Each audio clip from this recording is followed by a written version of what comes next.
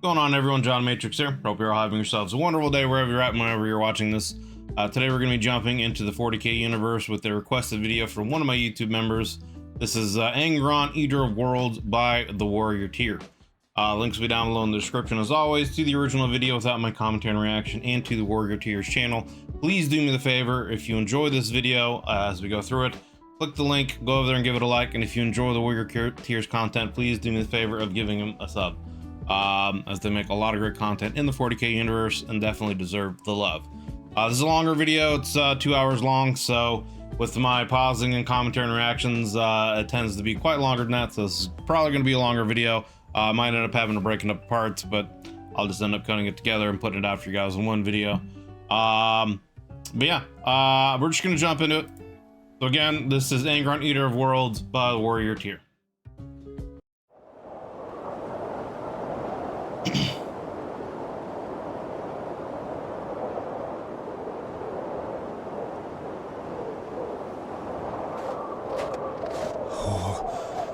How far up do you want to go? I'm not breathing. Oh, this is well interesting. Up here. Almost kind of like a game UI-ish, you know, with people popping up or whatever. That's pretty interesting. The plum brandy from last night could be to blame. Oh, quiet. Showing us the different characters. Tell me. Voice acted. Okay. What are we doing up It's here? dope. You saw the same thing I did. We're not turning back now. The slavers ascended the frigid, snow-covered range, searching for what could have caused the blinding flash of light above the Deshelica ridge that they saw hours before. I did see it, but I'm starting to think that whatever it wasn't worth the trip. Stop. What is that? As the slavers continued walking, they saw what appeared to be a pile of nearly 50 corpses in the distance. The slavers drew their rifles as they advanced. What are those? They're dead, whatever they are. Jon Snow. Is that a boy? Look at the size of him. We're gonna be rich. Ah, so this is where they found These him. are Zeno's corpses. Did he kill him? Who is he? Our biggest payday ever, if he survives. This is how they found Angron. Okay. Gotcha. Vox in the Void. Gotcha. Lehman Russ. Logar. Okay. We got a bunch of people in here, huh? Lots of voice acting. This is pretty dope so far. The production value of this is above and beyond what I was expecting.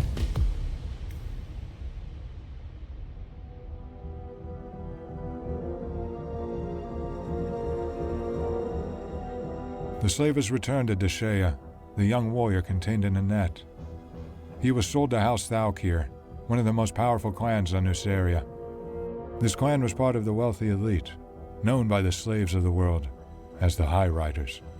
They lived behind their walls in lavish palaces, while the rest lived in poverty. The High Riders of Nuceria, being the tyrant rulers that they were, orchestrated violent skirmishes that took place within the many gladiator pits. Gotcha. In the capital city of Deshea, these barbarous contests took many forms. Kind of Roman Empire-ish. The gladiator slaves were often pitted against each other. Other times, they were thrown into the pits to fight abhuman beasts or witches. More often than not, a battle would end with one side conceding defeat, as this would allow the High Riders to keep an ample inventory of fighters. Gotcha. Sometimes, these fights were large group battles. Other times, they were one-on-one duels. Literally No two Roman pit fights were the Colosseum. same. But what was They considered... would do the same thing. Generally speaking, most gladiatorial bouts in the Colosseum back in the day weren't to the death because, you know, obviously if they lose a fighter, then they lose out on potential income, etc., etc. I think it was usually only for, like, special events that there were actual fights to the death. was the crowd of roaring Nucerians that turned out to watch the brutal, inhumane contest unfold. These poor, downcast people would flock to the arenas and wager what little coin they had on their chosen warriors. When Angron was introduced to the gladiator pits, he was confused and afraid. He found himself unable to comprehend what was happening. I'm sure he would probably learn very quickly, though, that he was above and beyond what normal humans would be capable of. Standing on the first step of a large, pyramid-shaped platform with nearly 100 You're a Primarch others, with those kind of he was abilities. surrounded by a thunderous crowd of chanting humans. Metallic spheres, known to the slaves as maggots' eyes, flew overhead and emitted Cameras. sounds and unusual voices to the uneasy gladiators interesting. below. Which one of these warriors possesses the strength Sounds needed very to endure Dalek. the devil's tears? Place your wagers.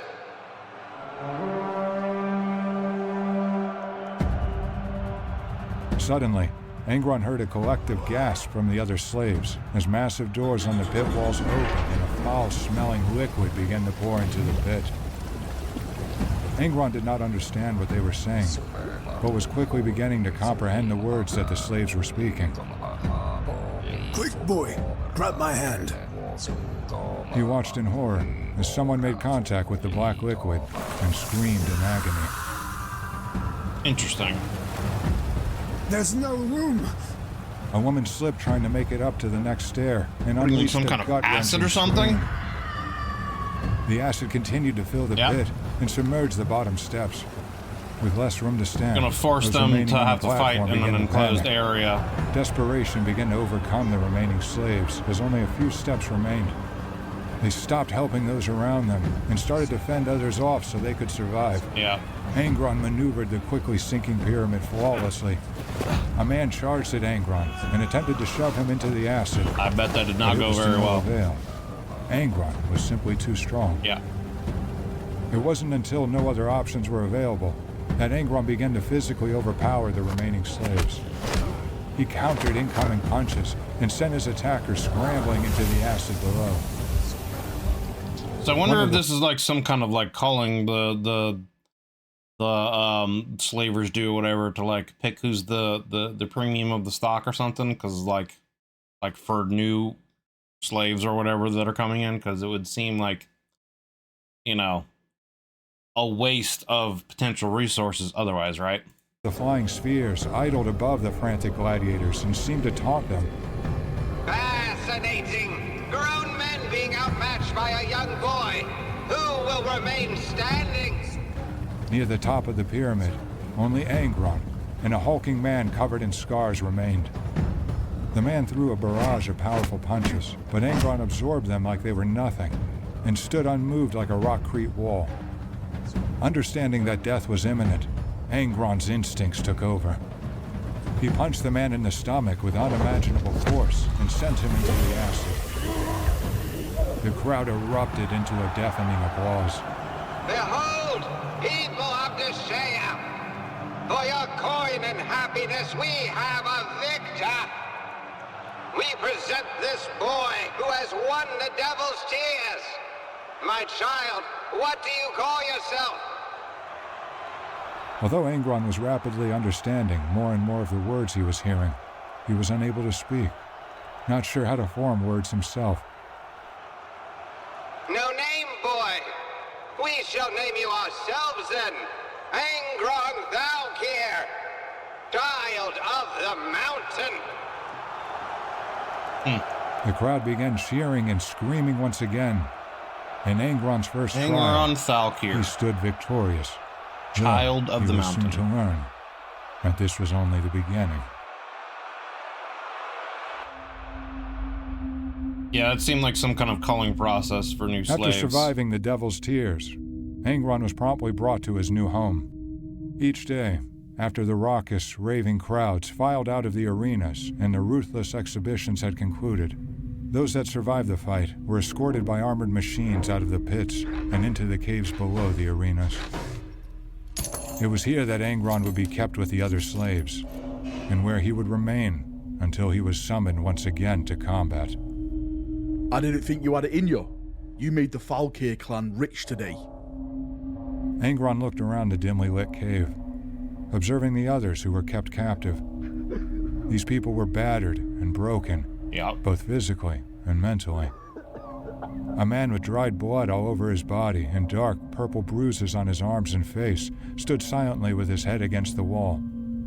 He looked at Angron, staring directly into his eyes. You should get some rest, boy. Angron looked at the slave with an uncomfortable gaze. You're the boy from the mountains, you know? Yes. I heard them up there, cheering and screaming for you. I always hear the crowd, but I never heard them so loud before. The caves were shaking so hard we all thought it was an earthquake. Where am I? I wouldn't worry about that. I'd worry about getting some rest. If you're able to get to Shea, that entranced on your first battle, then you're gonna be spending a lot of time on the hot dust. You're gonna be out there fighting a lot, brother. You need to rest. Hot dust. Close your eyes, boy. The man heeded his own advice, closing his eyes and slumping back against the cave wall. Angron looked around at the others. Everyone was in some state of pain or discomfort. Some appeared to be having nightmares, their bodies shaking even though they didn't seem to be conscious. Others simply stared at the ground, quietly talking to themselves, their inaudible muffles fading away under their breath. It was never truly quiet down in the caves. Arena guards were always loudly moving about, rattling chains and yelling at the captives. Yeah, and probably like purposely fucking with them, rattling the cages, doing things to keep them awake.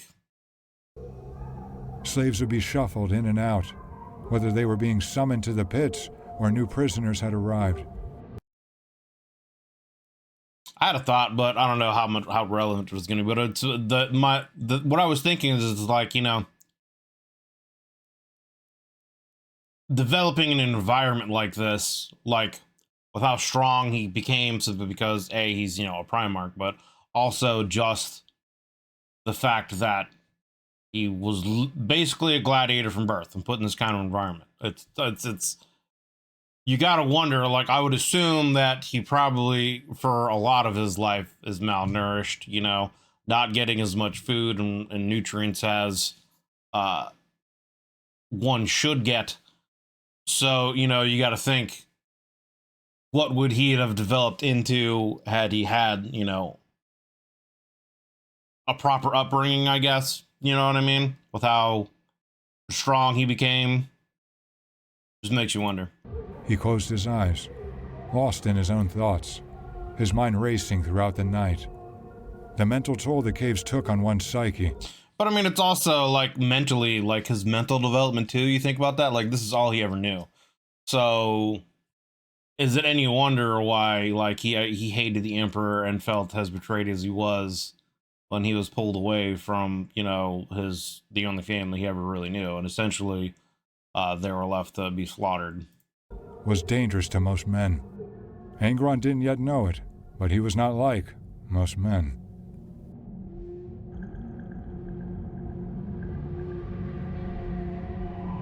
You, over there. You two, get up now. 3 armored machine guards stalked through the caves, rounded everyone up, and prodded them with a long, electric-tipped pole. Mountain boy, get up. You're going to the hot dust. The selected gladiators were lined up and marched into a small anteroom. This room was completely empty, with the exception of a wooden table and some racks that held a variety of weapons. Those that were aware of what was going on immediately swarmed the table, eager to get their hands on a rusted axe or a battle-worn knife. All that remained when Angron went to the table was a helmet, with remnants from the last battle still inside. Everybody, line Everybody! The 3 armored machines stood behind them. Whenever I hear, like, kind of like that thick accent like that, I just can't help think, but, you know, the Northerners in Game of Thrones. Nudging them closer to a gigantic door. The door opened, and Angron was blinded momentarily as piercing sunlight poured into the room. They were pushed out onto the arena floor by the armored machines. The surface was covered in dust that would blow across the arena with each gust of wind. The hot dust. Who will survive? Place your wagers This seems like it's a smaller arena than the other one. Unlike the Devil's Tears, there would be no acid flowing through the arena, no jumping to platforms to survive. This contest was all about combat. It was a straight combat, hand to hand, man to man. Got Wolverine Man there. The fighting began, with gladiators swinging axes and spilling blood across the arena, working the crowd into a frenzy. Angron, Valkyr's dominance is on full display. The boy of the mountain continues to dominate.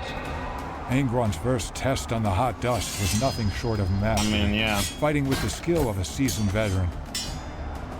While only a boy, his physical strength was overwhelming. His agility and speed unmatched by any of his opponents. Always knowing where to be. Yeah, it really wouldn't even be a contest. And never leaving himself vulnerable to enemy attacks. But honestly, I mean, I don't know the full story of Angron, obviously, and I guess that's what we're going through here, but like, it kind of makes you wonder how he never really was able to, like, escape beforehand. Like, just with his prowess and combat ability, like, I guess, you know, it could get into a situation where he just faced eventually overwhelming numbers and, you know, he could be put down that way. But you would think that he would find a situation where he could, you know, break out, keep the enemy numbers manageable, and just, you know, essentially work his way through them and destroy all of them and free him and the slaves, you know? After his first battle on the hot dust, Angron... But I mean, I also don't know, like, what kind of technology the captors have, you know? Because even, I would think, a Primarch with their physical prowess only having, you know, some gladiator-ish, you know, armor and armaments, even against people with, like, you know, plasma bolters and whatever else. You know, could you really stand up to something like that? You know what I'm saying? Was the last man standing. And in subsequent fights, he would be the last man standing over and over again. Yeah. Angron, Valkyr has conquered the gladiators. Angron has done it once again. He is the winner. I feel like it would definitely be a situation where people would just, like, not bet on anyone but Angron. Then again, it would probably be a situation where eventually there'd be a pot so big that it's like, you need to try betting against them just to see what would happen. Weeks turned into months, and months into years. And Angron's domination of the gladiator pits continued. By the time he had reached the age of 10 Terran years, he had grown to a massive size. Each time he stepped onto the hot dust, the crowd was stunned to see how large Angron had become. He was the most revered warrior that had ever stepped foot on Nuceria, and the locals who came to watch named him the Lord of the Red Sands. The violence within the gladiator pits had shaped Angron's life, and through this combat, he and the other gladiators held a mutual respect for each other. They had true camaraderie.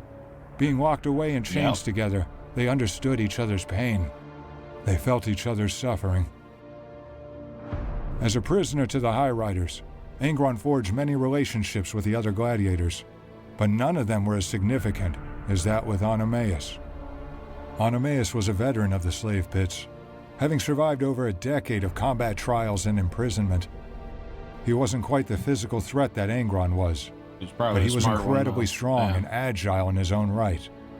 And over time, he became a mentor and a father figure to Angron.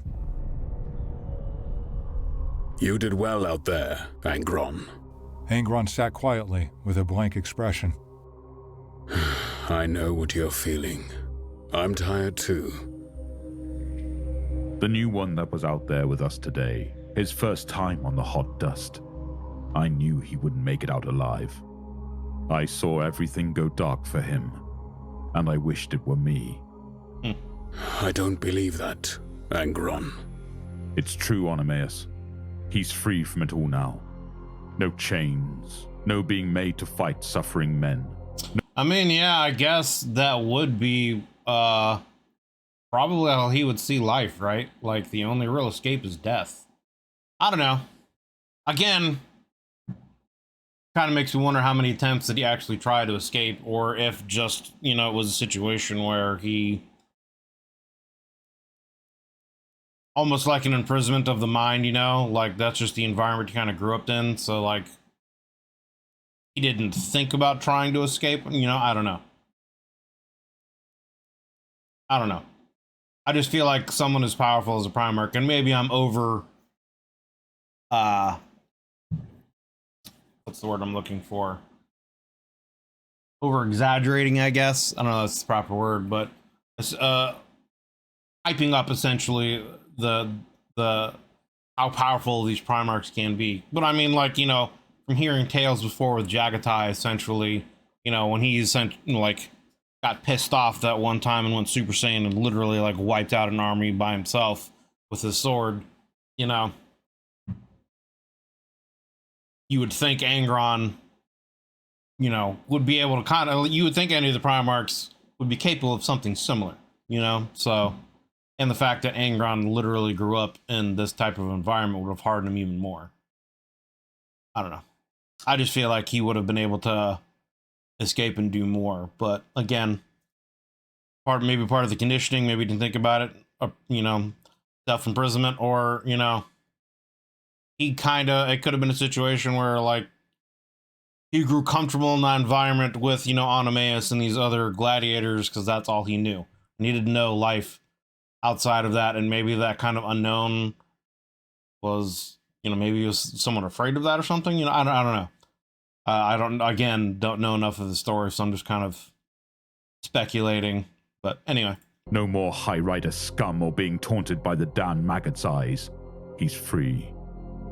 The only life Angron had ever known, one of pain, violence, and suffering, was starting to break him. He's dead. That isn't freedom. Freedom is outside of these walls. The High Riders rule today. Will they rule tomorrow, or 1 year from now? No one knows. We could see the other side of these walls one day. Onomaus was right. For as empty as he felt, Angron would not give up hope of finding freedom. The bond between the two only grew stronger, and they made easy work of anyone who faced them on the hot dust. They were such a formidable duo that the High Riders decided one day to push them to their limits. After defeating a group of mutant beasts with heads that resembled an animal more than a human, Angron and Onomaus faced their gravest challenge yet. People of the Shea, Angron and Onomaus have survived their first battle today. Will they survive their second? This battle, I assure you, is not to be missed. Angron had faced countless foes in this arena. The Devil's Tears, witches with psychic powers, monsters, but nothing he had battled before compared to what was next. As the arena doors opened, 2 metal cages were brought out into the dusty arena surface, and as soon as they laid eyes on their opponents, Onomaus was immediately overcome with dread. 2 Angron monstrosities, roughly the size of Angron himself, were slowly let out of their respective cages. I don't know much about Angron, but I do know they're like a physically very strong, you know, human mutation. Mama lies. It wasn't their iron armor, or even their sheer size that terrified Onomaus. They were both wearing a remissum, which indicated that they were too aggressive and unpredictable to be kept with the other slaves, as the remissum was only worn by those who had received implants known simply as the Butcher's Nails. Butcher's Nails, okay. Crush the little ones. The fight commenced, and it was quite possibly the most fierce battle that had ever taken place in the arena. Both sides attacked each other with unprecedented strength, exchanging brutal and unforgiving assaults.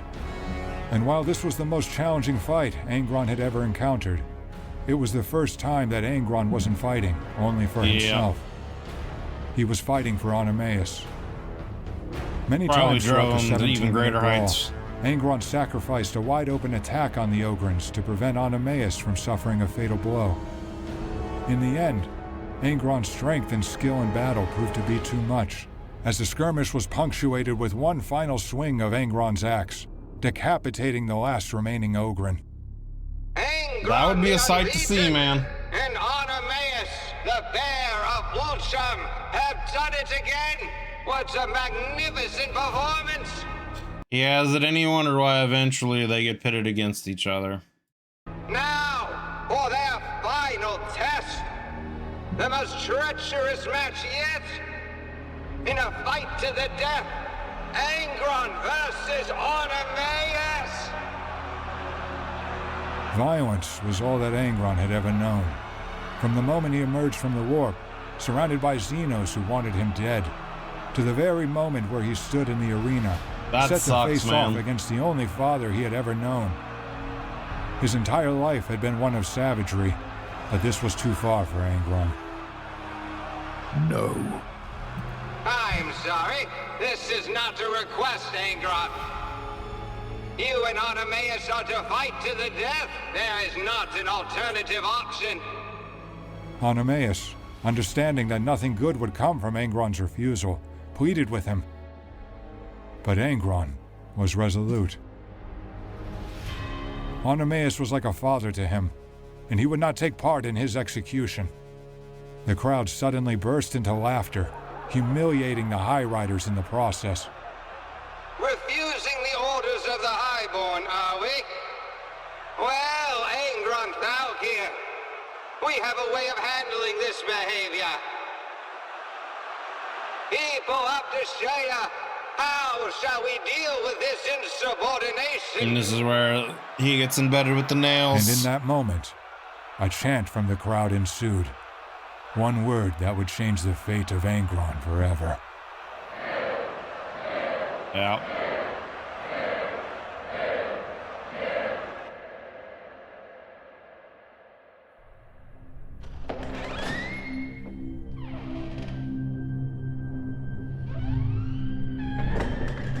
In stark contrast to when he was being pulled out of the caves, he was heavily sedated now, and the surgery could proceed as planned.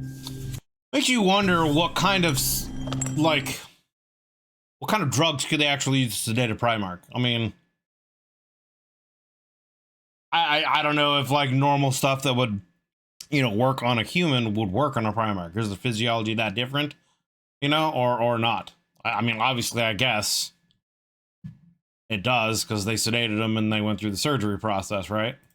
One can assume that if Angron knew what the Technomancers were about to do to him and how it would shape his future, that he would have swallowed his pride and killed Artemis on the hot dust. But there was no turning back now. The origins of the Butcher's nails are a mystery. Dating back to the dark age of technology, these cybernetic implants are a technical marvel. Some view the Butcher's nails as a mortal curse. Others see them as indispensable enhancements. Regardless of perspective, the nails are incredibly effective. Empathy, morality, joy, love, any emotion that is not anger is pushed aside, degrading over time until it eventually withers away completely.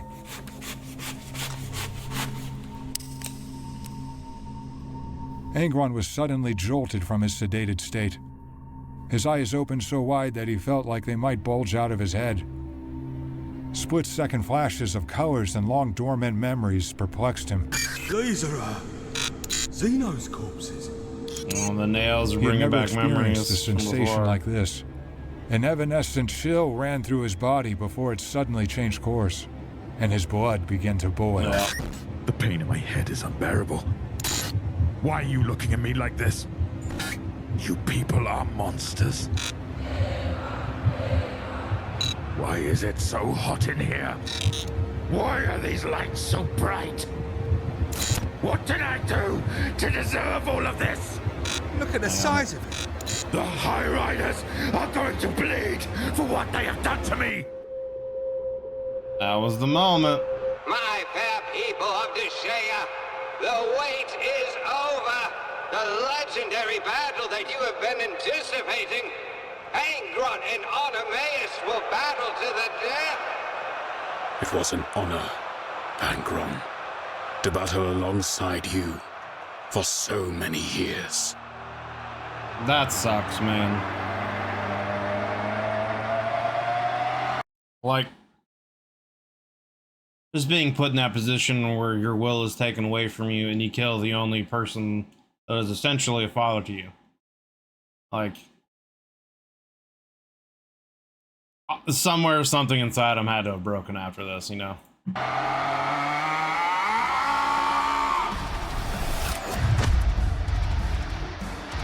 Angron nearly killed Onomaus with the first punch that connected. And in the first instance of many more to come, Angron was lost to the nails. The pain he was inflicting upon Onomaus and the blood that was staining the sands red were the only things soothing the pulsing pain from the nails. His vision went dark, and all he could hear was the earth-shaking roar of the crowd chanting his name.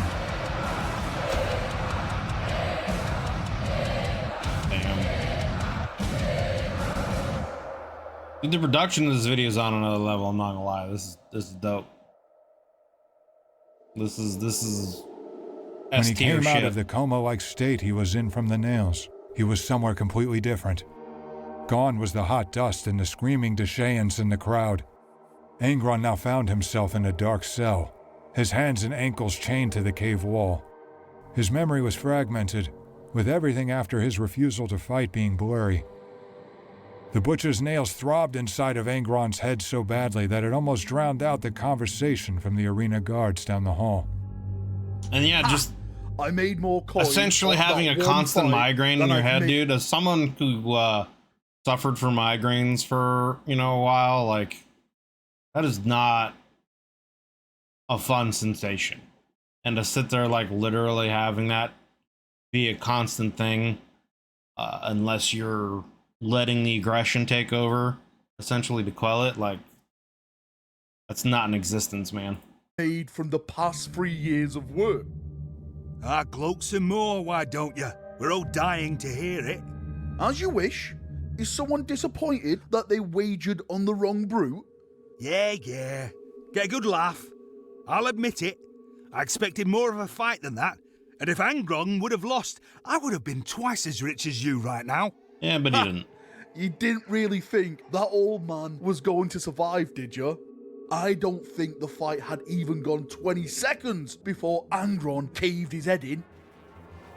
And it was at this moment when reality came crashing down onto Angron.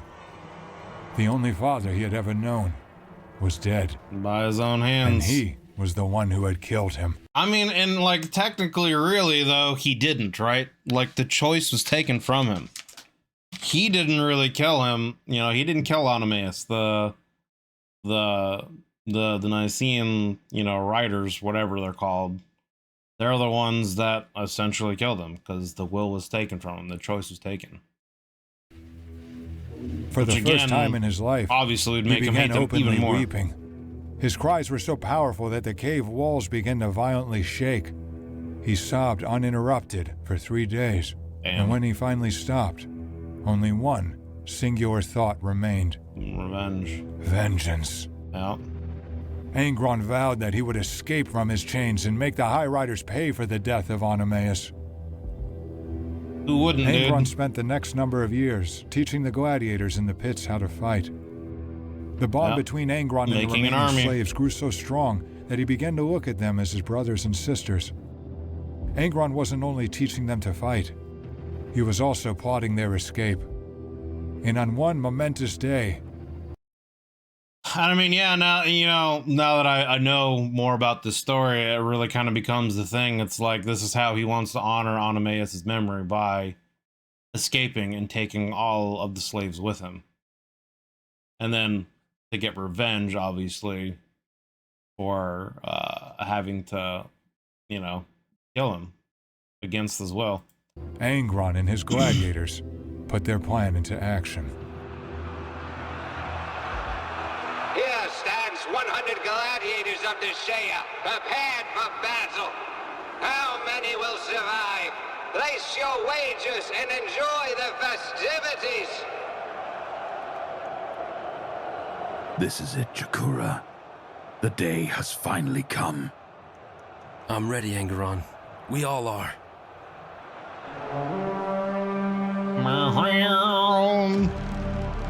As soon as the horn blared, the gladiators began their escape. The Deshanes were in attendance to see Angron Thalkir slaughter his opponents. But to their complete and utter horror, they bore witness to a far more chilling event. And slaughtering them. The slaves in the pits hoisted each other up into the crowd, allowing them to scale the barriers and run freely through the aisles of tiered seats. Angron and his brothers and sisters were revolting, and the members of the crowd were their first targets. Yep. As they began attacking the retreating civilians, the rest of the crowd was completely enveloped in fear. They ran as fast as they could, screaming at the top of their lungs. The Nucerian Kin Guard attempted to regain control, and the gladiators in the stands were met with a barrage of gunfire. But it was too late. The evading Deshanes running for their lives created a... See, and that's what I'm talking. Like, if they just have regular guns, I would think Angron would be able to deal with that, right? Like, I would think his body... I don't know how, I guess, hardened his muscles and body and whatnot would be able to be to take... And obviously, I guess it would depend on the kind of rifles and the power they have. Other than, like, a direct shot to the brain or, like, a knee joint or something like that that could, like, really incapacitate him, I would think he'd be able to deal with, you know, several shots and be able to, like, still regenerate and fight, you know what I mean? That's why I'm saying, like, I feel like, I don't know. Again, it could just be me, like, if I was in that situation, but then, you know, me knowing what I know now and my attitude, if I was in that situation, I would have wanted to have escaped and tried to escape earlier before, you know, a lot of this shit happened, but, you know, it is what it is. A stampede, and many of the king guards were trampled. While the gladiators in the crowd continued sowing chaos and butchering all who stood in their way, Angron and those who stayed in the pit forced their way back into the caves and freed the remaining prisoners. Armored guards rushed down to the caves to stop the revolt, firing laser weapons and rifles. That's different. You got laser weapons. Overcome by the thumping of the butcher's nails, unleashed his fury on them. Within the arena and they made their own worst enemy. The ground was littered with the bodies of the dead and injured. Angron and his warriors spilled out. I do wonder, I've said this in some of my other Angron videos, I do wonder how much of, like, the Spartan revolt, or not Spartan, Spartacus, you know, that kind of slave uprising. I wonder how much that story played into the story of Angron's background. If that's what, like, the authors were thinking with him, you know. Into the streets of Deshaia, it's very, and waged war against any it's a very kind of Spartacus story. Enough to stay and fight. Gladiator, you know, who was trained rocks by the Romans in hand-to-hand combat amongst other gladiators, and then eventually they revolt, and because of their training and because, I mean, at the same time, like, Spartacus was allegedly an actual, you know, Roman legionnaire, so he had Roman, you know, training on top of then the gladiatorial training, which is why he knew their tactics and was able to combat them so well, whereas Angron is a Primarch and is just able to overwhelm them. But it's kind of very similar story, so yeah, I just wonder if it's what he's based off of. And anything else they could muster, they viciously attacked those who had enslaved them for so many years. They butchered the High Riders, collecting their skulls and leaving their corpses in the streets. These gladiators razed the cities of Nuceria and set fire to the rubble that remained. In one Nucerian day, 31 Terran hours, the gladiators faced their well-equipped and heavily armed slavers head-on. And won. Yep. They were no longer malnourished, defenseless prisoners. Yep. They were the eaters of cities.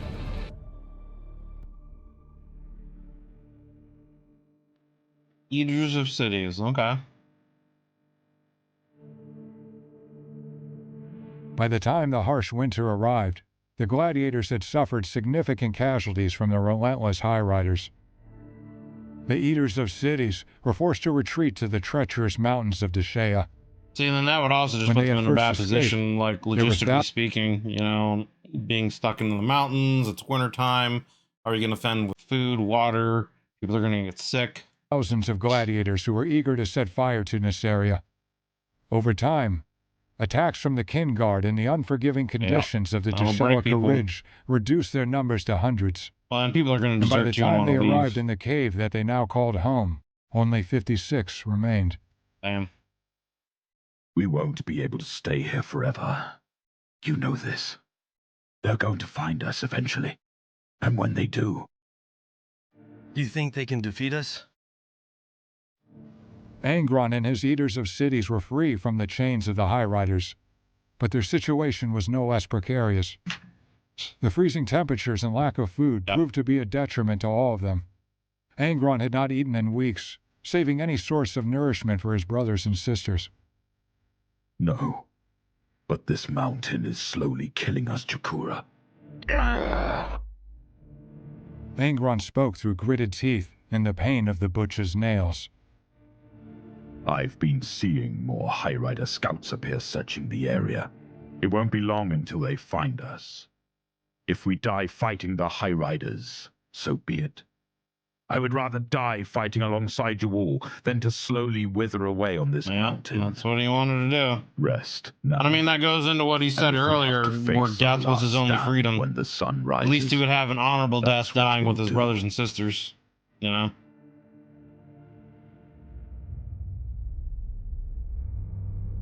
As the sun appeared over the horizon the next morning, Angron and his Eaters of Cities stood at the edge of the cave.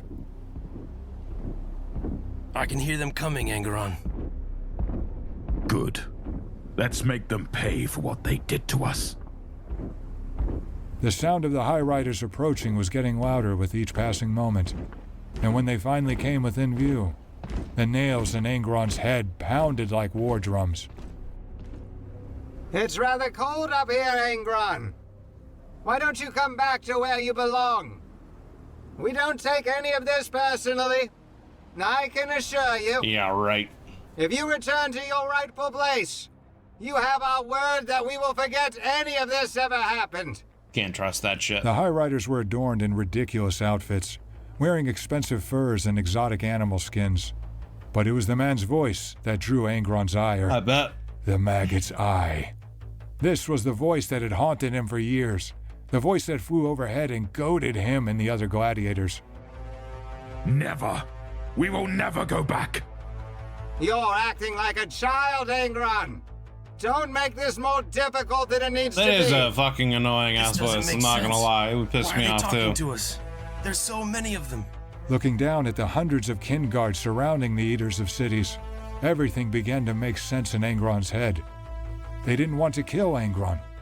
They needed him alive. Of course, he's their The moneymaker. wealthy and technologically advanced High Riders had rebounded from the Eaters of Cities' attack. But without their standout warrior in the arena to fight, the Deshayan populace was no longer engrossed by the arena battles. Yeah. And there was nothing more dangerous to the High Riders than the Deshayan people focusing on their own poverty. If you want me, you'll have to take me with your bare hands. Well then, you've given us no other option. Just remember that this was your choice, Angron, not ours. See, tactically now, that would also give him the advantage knowing that they want him alive, right? So he could go out there and almost be a little bit more bold and brazen with his tactics, kind of using himself as a shield. You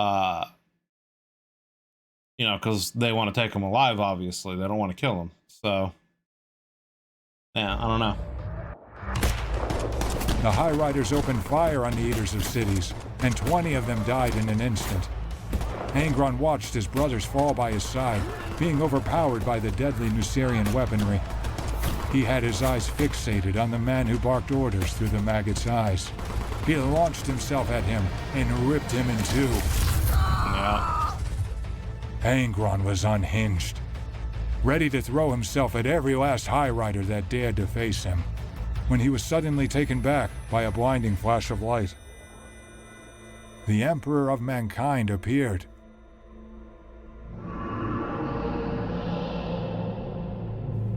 Angron was frozen in place, unable to move. The psychic energy from the Emperor caused torment in Angron's head.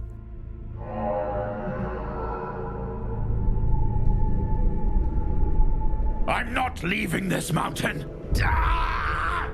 I'm not leaving my brothers here to die.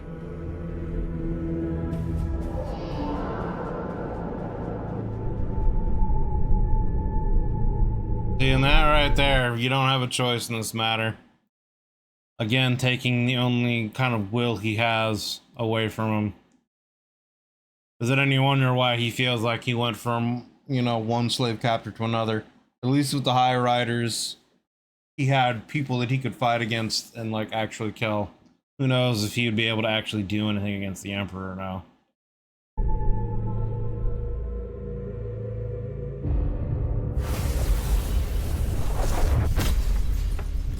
Angron hit the ground violently, shattering the tiles beneath him. He opened his eyes and struggled to understand what he was seeing. His battle brothers were gone, as were the High Riders. More curiously, and honestly, like, it makes me wonder. I mean, I don't know. I don't know if the Emperor was actually there or not. I guess we're going to find out, you know, within a few minutes. But it almost kind of makes me wonder why the Emperor wouldn't have taken the rest of his gladiator brothers and sisters too, like teleported them up with him. Because at the very least, he could have offered them a chance to become Astartes under Angron as well. And at some point in time in the future, given the lifespan of the Primarchs, etc., the Emperor could have said, hey, you know, I need you to do this. But one day I will give you your vengeance. You will have what you, if you, you know, can be patient and do these things, there's a greater, you know, threat to the universe now. But once that is over, at some point in time, you know, you guys can go back there and take your vengeance, kind of a thing. I don't know. That's what I would have done anyway if I were the Emperor, you know, but I also don't have the full picture of what's really going on and what the Emperor knows, you know what I'm saying? he was no longer on the snow-covered Deshayan mountaintop. His eyes darted around the room, taking in the luxurious art pieces hanging on the walls and the warriors in golden armor towering over him as he struggled to his feet. As one of the warriors approached, Angron ripped the spear from his hand and impaled him with his own weapon. Before he could move to neutralize the other golden warriors, he was dazed by another flash of light.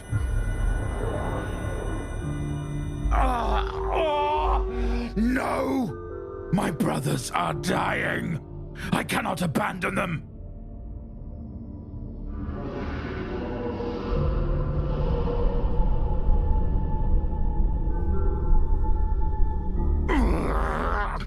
You don't choose my destiny. Let me out of this place! I know nothing of this legion you speak of! Nor do I care! I need to stand and fight on Nuceria! In one final flash of light, Angron opened his eyes and was suddenly somewhere completely different. This time, he was all alone.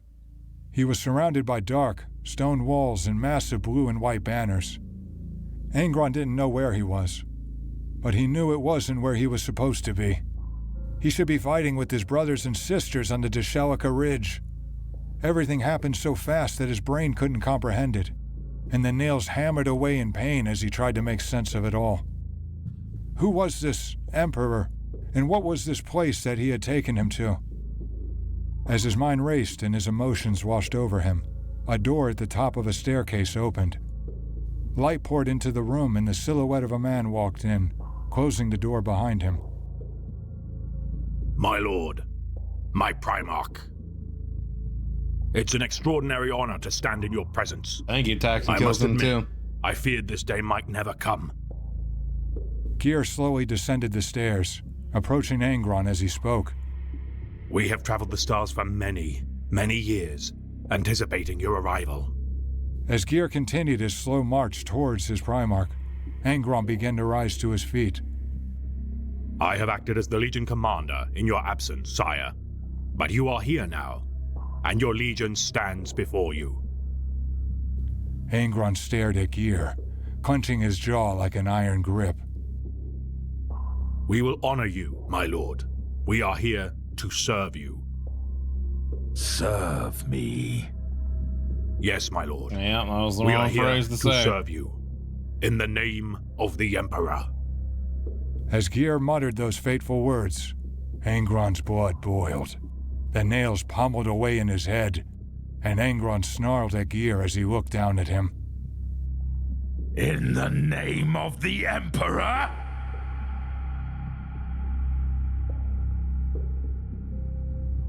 That's the last of Gear.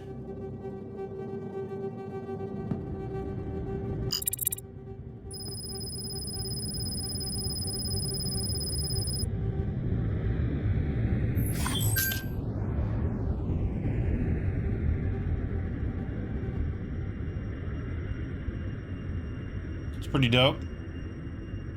The Warhound's captain of the 8th Assault Company approached the door to the hall where Angron remained. In an act of rage that left the entire Warhound's Legion baffled, Angron had executed Gear shortly after he entered the hall. I think several At others least 6 too. other Warhounds met the same fate as Gear after they reluctantly followed their former Legion I think commander. it was only I can't remember his name off the top of my head now. stood Karn. outside of the door and I just did a quietly video spoke on to him, himself under his breath. My Primarch, I assure you that we mean no disrespect or harm. In the name of the Emperor, if you would be willing to listen to what I have to say to you. We are your Legion. We are at your command. Karn opened the door and slowly walked down the stairs. It was so dark in the room that Karn's eyes had difficulties adjusting. Even through the darkness, it was obvious that his Primarch had left the hall in shambles. Yeah. The smell of blood was overpowering, and nearly every light in the room had been broken or ripped out of the wall. My Primarch, I assure you. Another warrior that enters the arena with no weapon. Babbling nonsense. Is this how all of you prepare to fight? Karn couldn't see the Primarch, but he bellowed so loudly that he could hear him perfectly. To fight? No, my lord, I am not here to fight. In the name of the Emperor. No! The Emperor killed my brothers and sisters down there. Yeah.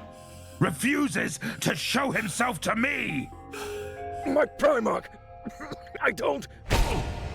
Why? Why are you all like this? Talking about this paper skin Emperor. Enough! Get to your feet and fight me now. Sire, I am not here to harm you. You are my honorable leader. Our honorable leader. We are your warriors. No. None of you are warriors.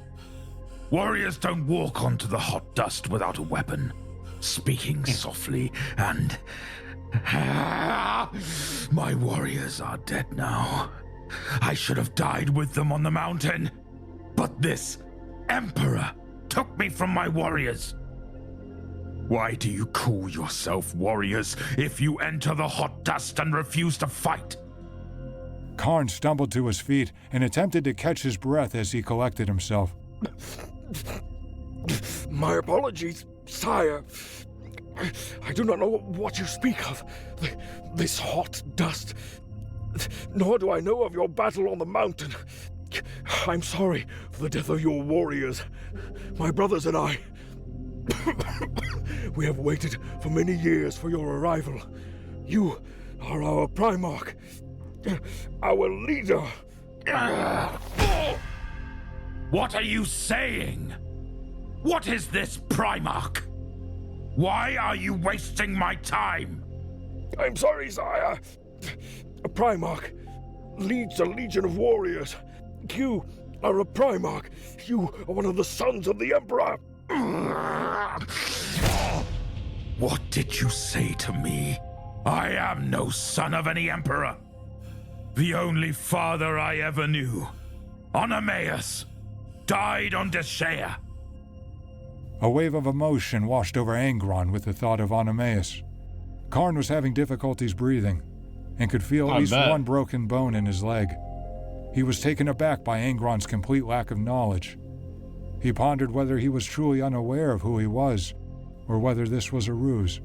What I am saying to you, sire, As a Primarch, you are our leader. You were chosen to lead us. I choose nothing. I did not choose to lead any of you. I was taken away from those that I chose to lead. I understand. As your warriors, your servants, we do fight when necessary, but we will never fight you. We will fight for you. We fight the enemies of our No! the enemies of our legion, tyrants, Xenos. Xenos. Yes, aliens, impure creatures. Anyone that threatens humanity, the enemies of you, our Primarch. Angron stood quietly, pausing before he spoke again. And honestly, it is something that always made me wonder why Angron wouldn't just take the Legion back down there and destroy the Nasaean riders, even with them. Like, at least get your vengeance and destroy them, and destroy the world. You know what I'm saying? Like, kill those in power at least, and then you can go back. It would like, I mean, obviously he doesn't really know much about the Astartes and their capabilities, but it would be like nothing for them to do. They would probably be able to like take the planet in less than a day from them, I would assume anyway. You know, especially with Angron there going down there, going wild as well. You know what I mean? So, what is your name? My name is Khan. Khan. Where are we right now, Khan? We are in your Triumph Hall, sire, on the Adamant Resolve. The Warhound's ship. Your ship. We constructed this room upon learning of your impending arrival. If we leave this room, if we walk through that door, what will happen? You will be saluted by warriors, more like me, who are ready to serve you as you see fit. Warhound's legionnaires who will fight and die for you if need be. Angron said nothing. He looked at Karn and extended his hand to help him up from the ground. They walked up the stairs together and through the door into the flagship's corridor. The hall outside of the chamber was lined with the Warhound Astartes. They stood neatly in order, a look of stunned shock on their faces as they stared intently at their Primarch. Warhounds! Our Primarch has arrived. He has spilled the blood of hostiles on Nuceria. He led his brothers and sisters, the Eaters of Cities, in the mountains of Deshia. He is our commander, the leader of the Warhounds. All of the Warhounds saluted Angron at once, placing a fist over their chest. Angron looked around slowly, taking in the sight of the lines of Astartes standing before him. Sire, as your warriors, we will not be Eaters of Cities. We will be the Eaters of Worlds. Angron stared directly into Draeger's eyes, and a smile slowly formed at the edges of his mouth. World Eaters. Yes. You will be World Eaters. That's how the name was formed.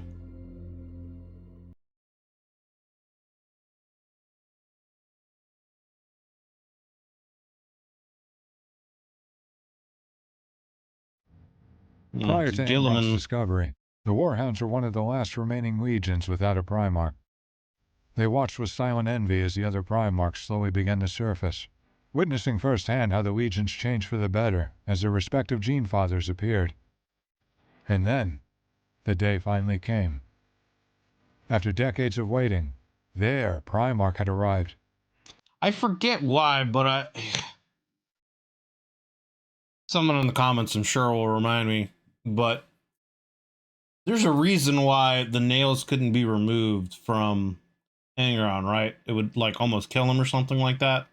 Like either he's had him in there for too long or that it changed like his brain physiology and it would kill him, or was it a situation where he didn't want them removed? I can't remember. Maybe the video here will reveal that answer, but I want to say it was a situation where he couldn't have them removed. Like they tried to remove them, but they couldn't be removed because they were just like, Like once they're in there, that it's like a permanent thing, and to get them removed would kill them. But anyway. The excitement was palpable. At last, their true commander was there to lead them, to shape their legion into one in his own image. The story of Angron being the only Primarch who had refused the order of the Emperor quickly spread. Knowing that Angron would rather have died with his army than join the Emperor's crusade only added to the Warhound's enthusiasm. I could see that as, yeah, being somewhat inspiring. I don't know. I guess that would depend on the Astartes, right? Because, like, reading, you know, through what I have so far of the Horus Heresy with Loken as kind of the main character, he very much is like the Emperor's word is absolute law, but there are some other Astartes that seem a little bit more loyal to, like, Horus from their Primarch. So I guess it would probably depend. It would probably vary from Astartes to Astartes. Some would probably see that as like, okay, he's willing to, like, really stand and die for us, and he'll, you know, disobey orders or whatever for our betterment. But others could probably see it as, oh, that's blasphemy because you're going against the word of the Emperor, who is the ultimate word of all, and that's who we're ultimately fighting for and serving. The one who rejected the Emperor to stand with his brothers. Even after the death of Gear, the Warhounds were euphoric in their excitement, and completely devoted to serving their Genefather. Angron, on the other hand, was feeling much different than his new sons, and struggled to accept his role of serving the Emperor. He quickly became acquainted with his legion and life outside of Nuceria. No longer was he leading I mean, it would be pretty easy, I would assume, to adjust to that kind of life from what you used to, the meticulously trained, genetically enhanced Astartes of the World Eaters were killing machines on a level that Angron could have never imagined. Killing machines that the Emperor had deployed to conquer worlds that were lost during Old Night. Karn introduced Angron to the campaign of liberation known as the Great Crusade, and found himself toiling to overcome Angron's hesitancy to participate.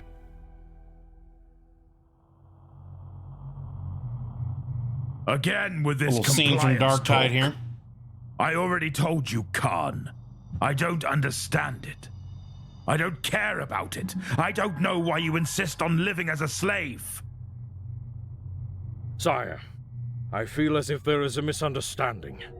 We embark on campaigns to bring worlds into compliance with the Imperial truth. Worlds where Xenos dwell, creatures from the warp. Worlds where humans have been led astray and have not accepted the rule of the Imperium. Rule of the Imperium. Yeah.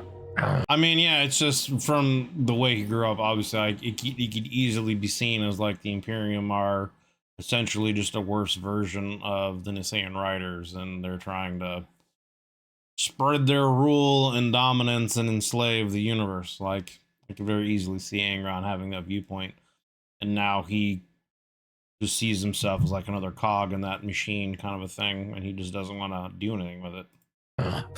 This Emperor is just another High Rider, keeping humanity in shackles unless they comply with his word. I want nothing to do with this. With all due respect, sire, I believe you are mistaken. Compliance campaigns don't enslave worlds, they free them. Bringing a world into the Imperium, I mean, obviously that's from the point of view. Shackles. It breaks them. And what if a world refuses to join the Imperium? Then we take the necessary actions to ensure they comply. Yeah, that's not freedom. Why are you speaking in riddles, Khan? Tell me of these necessary actions. We assault those who reject the Imperium, sire. We strike the planet, attacking it from our ships. We invade the planet and engage in battle on the ground. It's kind of funny that Angron's the only one who kind of really calls things out with the hypocrisy of this. To strike. But this is the idea that they're freeing humanity from their shackles by bringing them back into the Imperium, but those who don't want to follow are then forced to, you know? Obviously, it's a contradiction, and, you know, it's just kind of funny that Angron, out of all the Primarchs that I've kind of gone through so far, is the only one who really kind of calls out the hypocrisy. Not always the case.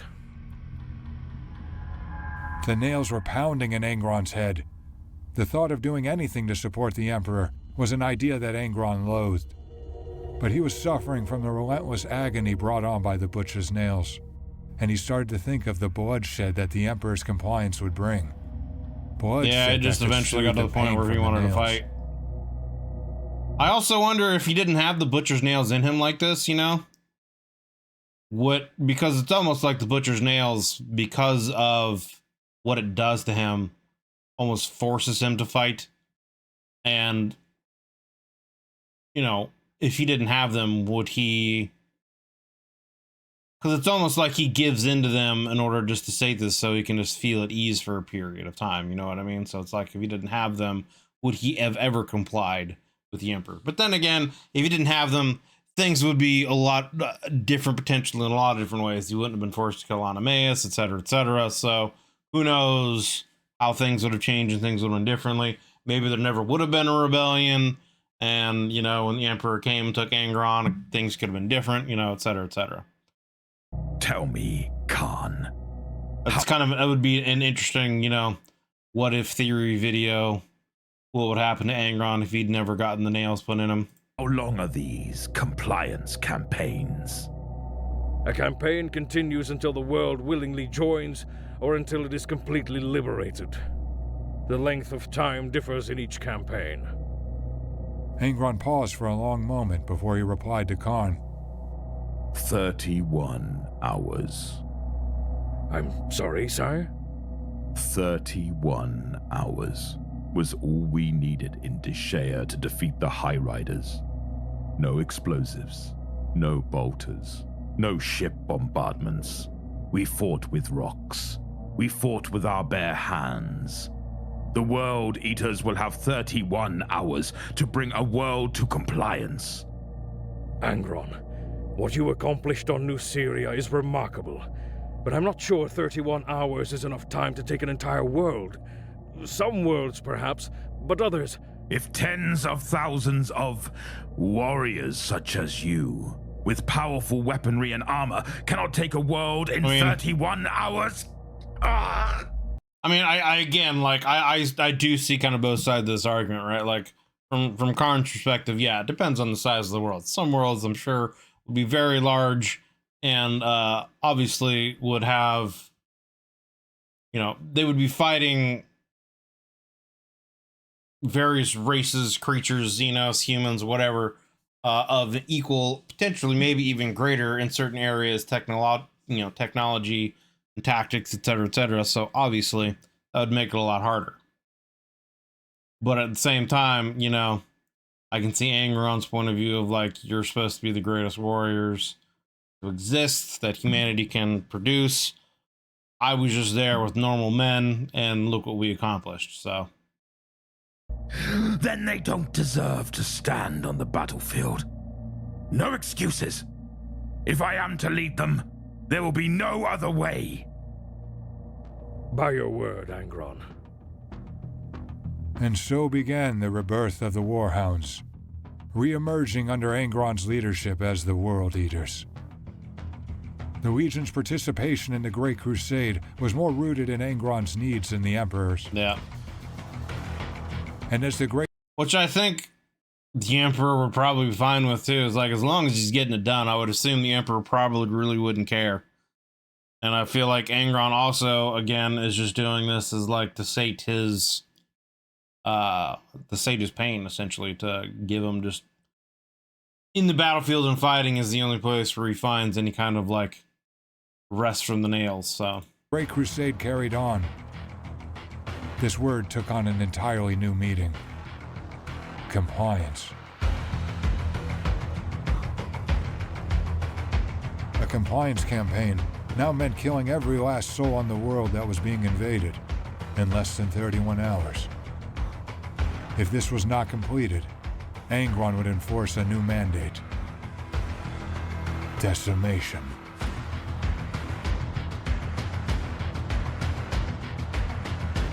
Angron sought to root out the weakness of his new legion, and failure to meet Angron's standard did just that.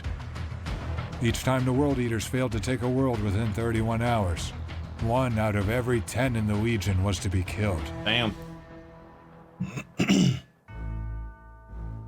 The consequences of decimation were substantial, and the unease of facing it started to loom over the World Eaters like a dark cloud. Over the next number of... Honestly, makes me wonder if any other Primarchs that would hear this would want to step in and do something about it, you know what I mean? But then again, they might just have other issues that they're dealing with and won't have the time. You know, unless the Emperor were to directly order them to do it. Years, the Legion transformed itself under Angron's leadership. As the Warhounds became the World Eaters, and the flagship Adamant Resolve became the Conqueror, the once honorable and strategic compliance campaigns of the Warhounds devolved into ruthless bouts of slaughter. The World Eaters continued to change, and their image and reputation in the eyes of the other Astartes legions also began to shift. Yep. As the Great Crusade continued on, even some within the World Eaters began to quietly question their new direction. Yeah, that wouldn't surprise me. The dreams of serving under a tactical genius like Rabute Gilliman, or a heroic warrior like Sanguinius, slowly started to wash away. The World Eaters couldn't truly understand the pain that Angron...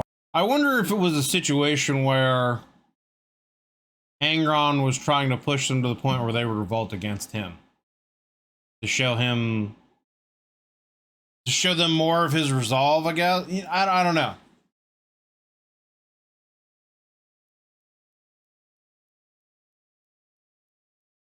I'm just pausing to think here about things. But... it's just a situation where, like, you know, he's a gladiator, he grew up as a warrior, a slave, etc., etc. The only thing he ever really known is that life. And then, you know, the vengeance he wanted to take from them. And so I wonder if this is like a situation where he's like ordered this mandate and being this cruel to them to get them to stand up for themselves and also almost kind of see for themselves the hypocrisy of this and kind of try to defy them, to like want his Astartes to act for themselves, not just serve him mindlessly, kind of a situation. Angron felt from his genetic implants, but they saw how they affected him. When they were engaged in battle, Angron was a force to be reckoned with. I would bet. The nails turned this already fierce, unstoppable warrior into a complete embodiment of war. He was impossible to contain. You know, the thing that's kind of crazy to me too, right, is like how powerful Angron is, and I would assume also being amplified even more by his battle rage from the nails. Then the idea that he gets enhanced even more as a demon Primarch, made even more powerful and more deadly. To then be defeated later on by an aged Lionel Johnson, you know, this makes you wonder how really great of a warrior the Lion is, you know. Slicing and tearing through every enemy that did. And then again, Sanguinius too, because like when you hear what Sanguinius did, fighting off, you know, a corrupted Titan, and I think 2 greater demons before then fighting Horus, and beating all of that only to essentially, you know, because he was exhausted, to lose the Horus, you know, like how much of a badass is that? Dared to stand in his way. It was when the Legion wasn't in battle that proved to be problematic. Angron was impatient, short-tempered, and completely devoid of empathy. He would fly into fits of rage out of nowhere, smashing servitors to mere fragments of circuitry and leaving gaping holes in the quarters of the Conqueror. Many World Eaters had gone years without Angron ever acknowledging their existence, as their Primarch would frequently stalk past them without even making eye contact. The World Eaters continued taking worlds in the name of compliance, but they frequently failed to do so in less than 31 hours. Then, during one particular compliance, something happened that changed the fate of the World Eaters forever. Angron had vanished.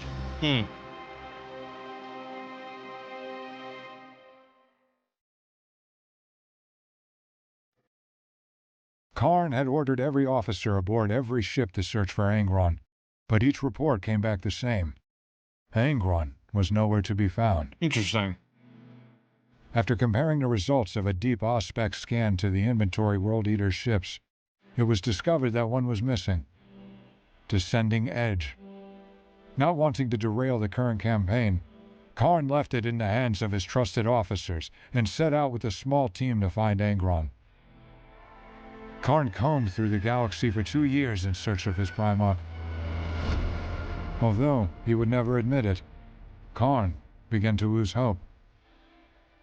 After years upon years of waiting for his Primarch to surface, he finally did, only to disappear without a trace shortly after taking command of the Legion.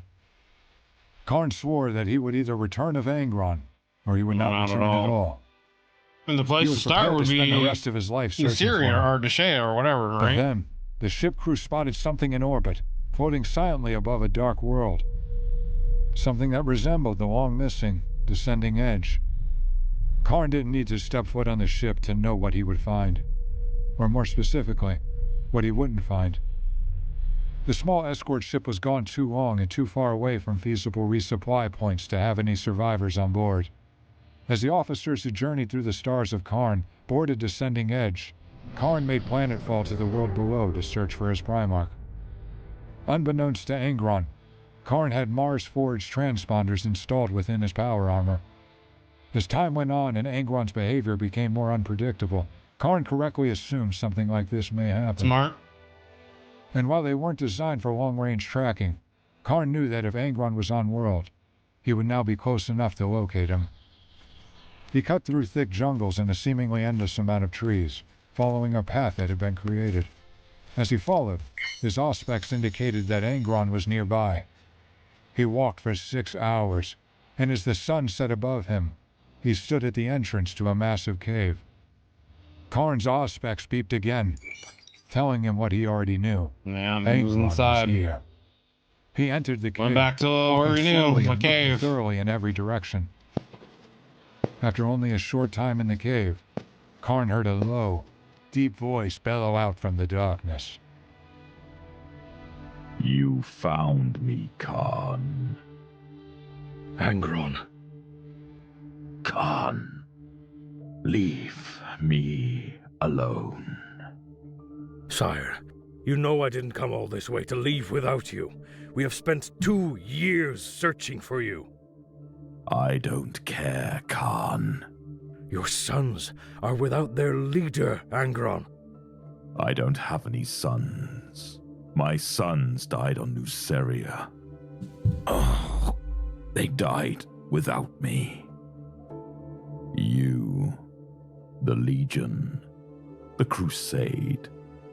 None of this was my choice. None of this was my destiny. Your pathetic Emperor ripped my destiny from my hands when he put me on your ship and left my brothers and sisters to die. Again, like,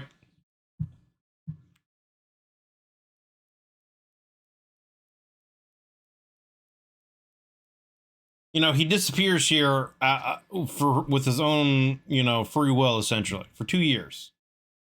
Just disappears, doesn't have anything to do with the campaign, and the Emperor doesn't do anything to bring him back. It could also just be the situation where, at that point, the Emperor was already, you know, dealing with the webway and was just committed to that and couldn't do anything to find him. Although he could have sent, you know, Lehman Russ or any of the other Primarchs and Legions out to find him and bring him back, but he didn't. So again, it's like, I feel like he could have easily gone back and killed the Nisayans and just at least got his vengeance and destroyed them and released everyone else who was left. It would at least be some kind of small bit of, you know, I don't know. It would just be something, you know, some kind of way of at least honoring Onomaeus and his brothers and sisters that died there, to at least destroy him and remove their rule and, you know, bring that world into the fold, and at least give those people there potentially a chance at a better life, or, you know, I don't know. I don't know how much better life it would be, you know, under the rule of the Imperium, but I guess it would also depend on what that world could provide. You know, I don't know, but it just seems like he would have had the opportunity to have done that. So I don't know. I don't understand why he wouldn't have done it. You know what I mean? Maybe he did and they just don't talk about it in the story, but I don't know. I don't want to hear about my sons, or what you or they or anyone needs from me. I was finally free, finally in charge of my own destiny. And in the blink of an eye, it was all gone. You may call me your father, your sire, your Primarch, but I'm just another slave to the High Rider Emperor, living out his destiny. It pained Karn to hear this, but he understood. Honestly, almost makes me wonder why Angron, in this 2 years' time, if he was like so unhappy, wouldn't have just offed himself. You know what I mean? Like, he thinks that death is the only real escape and the only real freedom. He's tortured constantly by the nails. He doesn't want anything to do with the World Eaters, with the Emperor.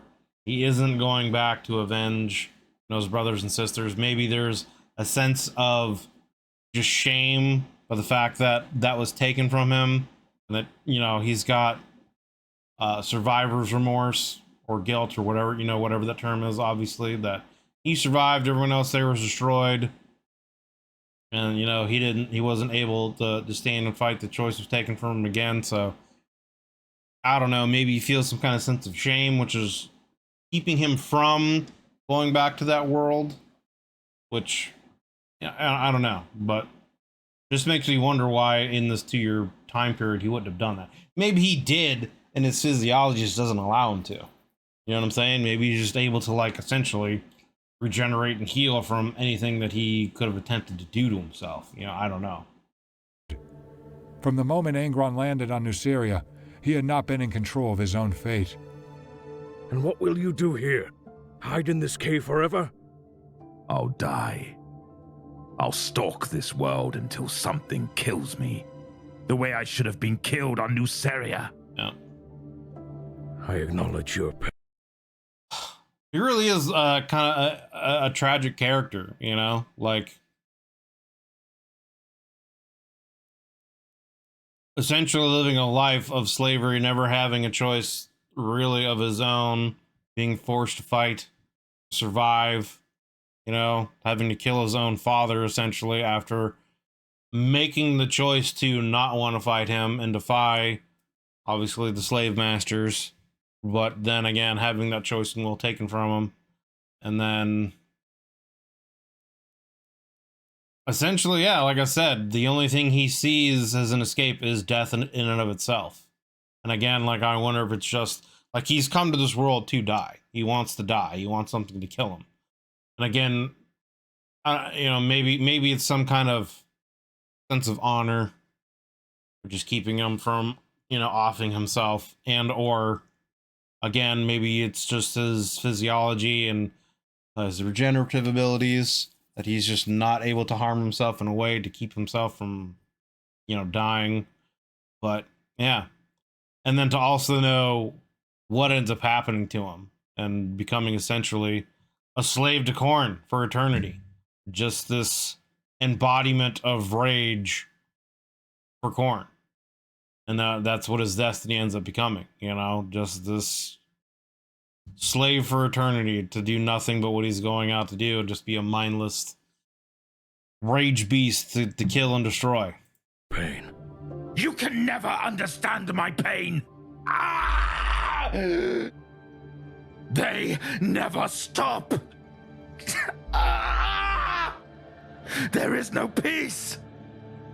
Come back, Angron. We can continue fighting in the crusade, and the pain will subside. No! None of you are strong enough. The campaigns have been riddled with failure, Khan. You are all focused on the wrong things.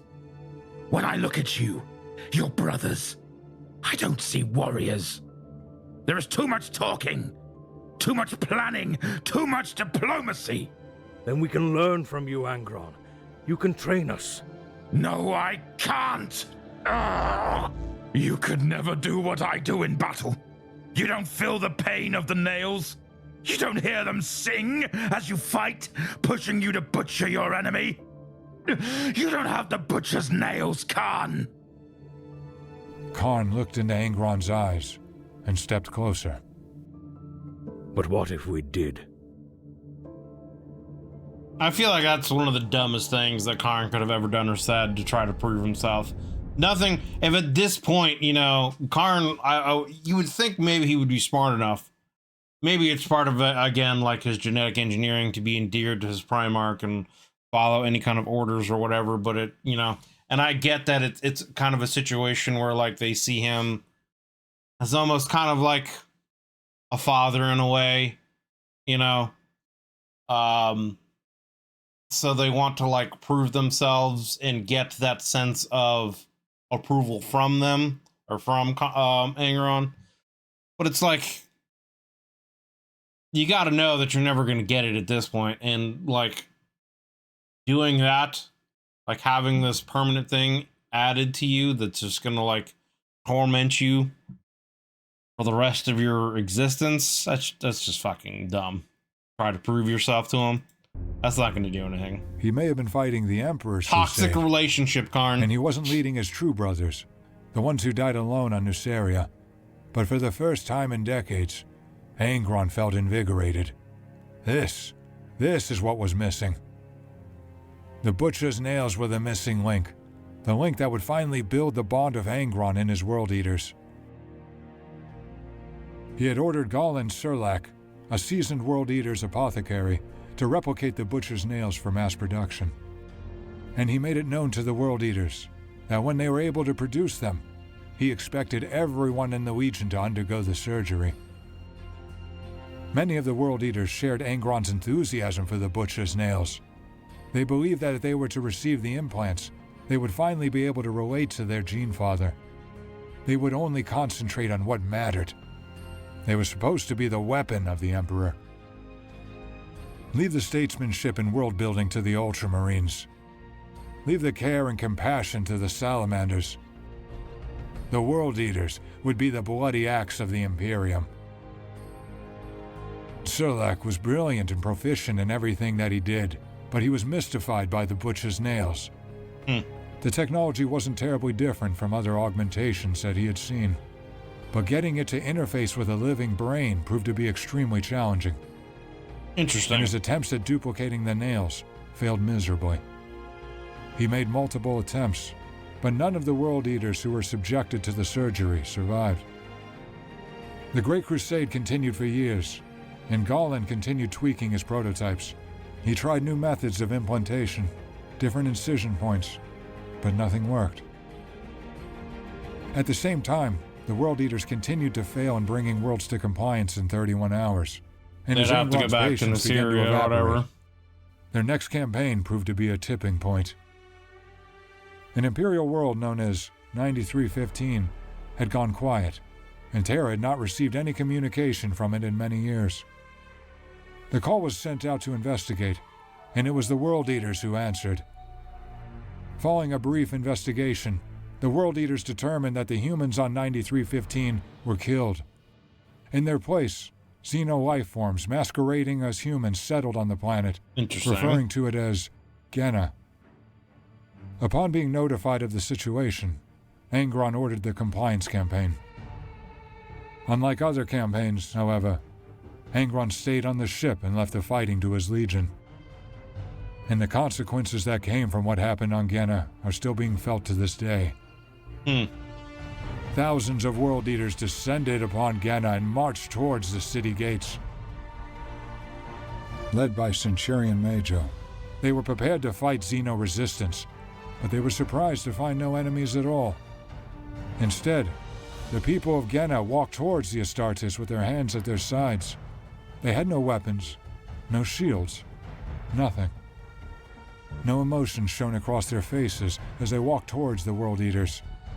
The World Eaters were more confused than alarmed. I bet. But that would soon change. As the Genins marched towards the 12th Legion Astartes, they quickly found themselves overwhelmed. They weren't attacking, but there were so many of them that the World Eaters started to get weighed down by their sheer numbers. Realizing that they were soon to be trampled by the millions of Genins that were flooding the streets, they made a decision. And for one of the last times, a World Eater would utter these words. Centurion Majo spoke into his Vox unit. For the Emperor, and for Angron. The Astartes warriors began butchering the Genins in the street, attacking them at will. Bolter fire, las rifle blasts, power spears. They brought forth the full force of their arsenal. But it made no difference. There were millions of Genins marching upon them. Damn. And there was nothing that they could do to slow them down. 31 hours became 15. 15 became 1. And eventually, a tone sounded within the helmet of every Astartes on Genna's surface. Time was up. They had failed to take the world in 31 hours, and were once again faced with decimation. That's rough, man. The World Eaters stood silently in front of their Primarch. No one dared to utter a word. The air in the hall was thick with nervous tension. Angron spoke, but it wasn't necessary. Everyone knew what was to come next. 1 out of every 10 World Eaters was to sacrifice their life for their failing. It was a formality that the World Eaters had become all too familiar with. But in a moment that left everyone in the hall utterly stunned, Centurion Majo stepped forward and spoke. No. The tension in the room was now suffocating. Everyone in attendance was in complete disbelief. Damn. Angron stepped closer to Majo and stared down at him with a fiery gaze. What did you just say? I mean no disrespect, Father, but we cannot do this. We have already suffered greatly on this crusade. We cannot continue killing our own. Angron took another step towards Majo. You're brave, Mago. Speaking your mind. Refusing your commander's orders. I doubt anyone else would have the... See, and that's what I really think that's what Angron wants. He wants people to, like, step up to him and think freely and not just be... or want to be puppets, essentially. He wants people that'll fight with him as, like, equals, as brothers. You know? Not as servants, essentially. He doesn't want to be made to be felt like he's a high rider. Courage to speak so freely. Angron turned away from Majo and slowly walked away. You and your warriors are responsible for this suffering you speak of. I will say it again. 1 in 10. Step forward. Father, we cannot. Angron kept his composure the first time Majo spoke, but he did not the second time. Angron picked up his axe, Widowmaker, and stomped towards the neatly assembled World Eaters. The nails were screaming, and Angron swung Widowmaker in a perfect harmony with the nails. He was blind with rage and striking indiscriminately at anyone and everyone. Decimation was one thing, but Angron had lost control of his body. He was overcome by violent fury. The World Eaters' librarians feared that Angron may kill everyone. They made a split-second decision to use their psychic abilities to stop Angron's rampage. By channeling a memory within Angron's mind, they hoped it could subdue him long enough to end his violent outburst. Probably gonna make it worse. Memories of Angron's past flickered throughout his mind. A long-forgotten vision of a young Angron standing in the snow of the Deshayan Mountains was enough to end the slaughter. The World Eaters watched in horror as Angron fell to his knees and collapsed to the ground. Angron wasn't dead, but the psychic interference from the librarians had rendered him unconscious. With their Primarch in a psychic coma, the World Eaters were safe from Angron's rage. But the cracks within the Legion's foundation began to show themselves. Yeah.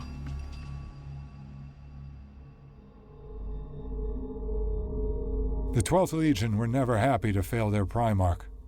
But the fallout from this defeat was different. A divide was forming within the Legion. On one side, there were the Astartes that wanted the Butcher's Nails. They believed it would strengthen their Legion and allow them to become what they were supposed to be. Them. On the other side, there were those who believed that the Butcher's Nails would spell doom for the World Eaters. Yeah. They argued that if they were to become as mentally and emotionally unstable as Angron, I mean, it's true, the yeah. Legion would completely collapse. They would just become these wild, crazy barbarians. The nails were a curse. Kharn believed they were a savior, and this was the primary topic of discussion. So now, almost kind of like a civil war thing could potentially break out between the World Eaters Legion. There's a divide forming between them on sides, and they could end up fighting over actually getting the nails done or not. As the two Astartes clanked their axes in the dueling pits of the Conqueror. You are lucky to be alive, after challenging Angron the way you did. This Legion is coming undone, Kharn. It's evolving. Evolving? Into what, exactly? Thousands of us have been killed by our own blades, and all because a world wasn't taken in 31 hours? It's what our Primarch demands, Mago. Who are we to question him? Every Legion has its difficulties, its quirks. It's not a difficulty or a quirk, brother. Commander. Angron is laying the groundwork for the 12th. We had a commander, and then he was murdered almost as soon as our Primarch arrived. Gear was a placeholder. He wasn't a Primarch. Now I have no ill words to speak of Gear, but I don't think you're giving Angron enough time. He's had plenty of time, dude. Of the 12th.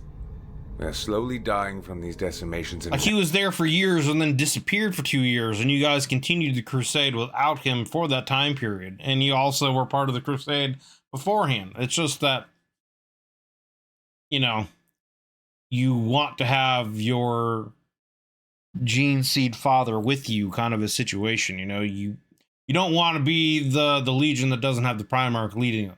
Everyone else has a Primarch. You guys want one too. Just so happens that this one's broken. Now there's talk of giving us all the nails. It isn't talk. It will happen. They're getting closer to a prototype that can be implanted in all of us. Then they should be rejected. By all of us. Look at what Angron did earlier today.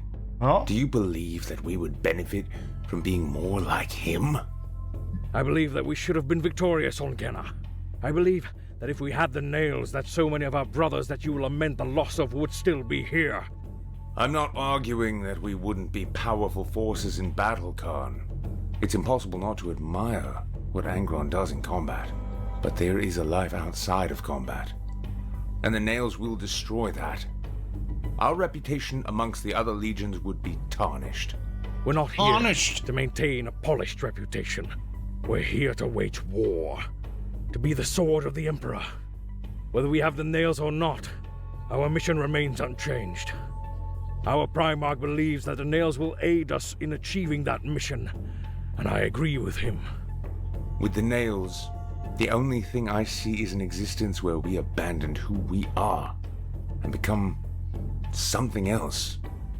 Physical incarnations of rage. Yeah, that's basically what you've become. And maybe, Mago, become somewhat of mindless berserker warriors when you let them take over.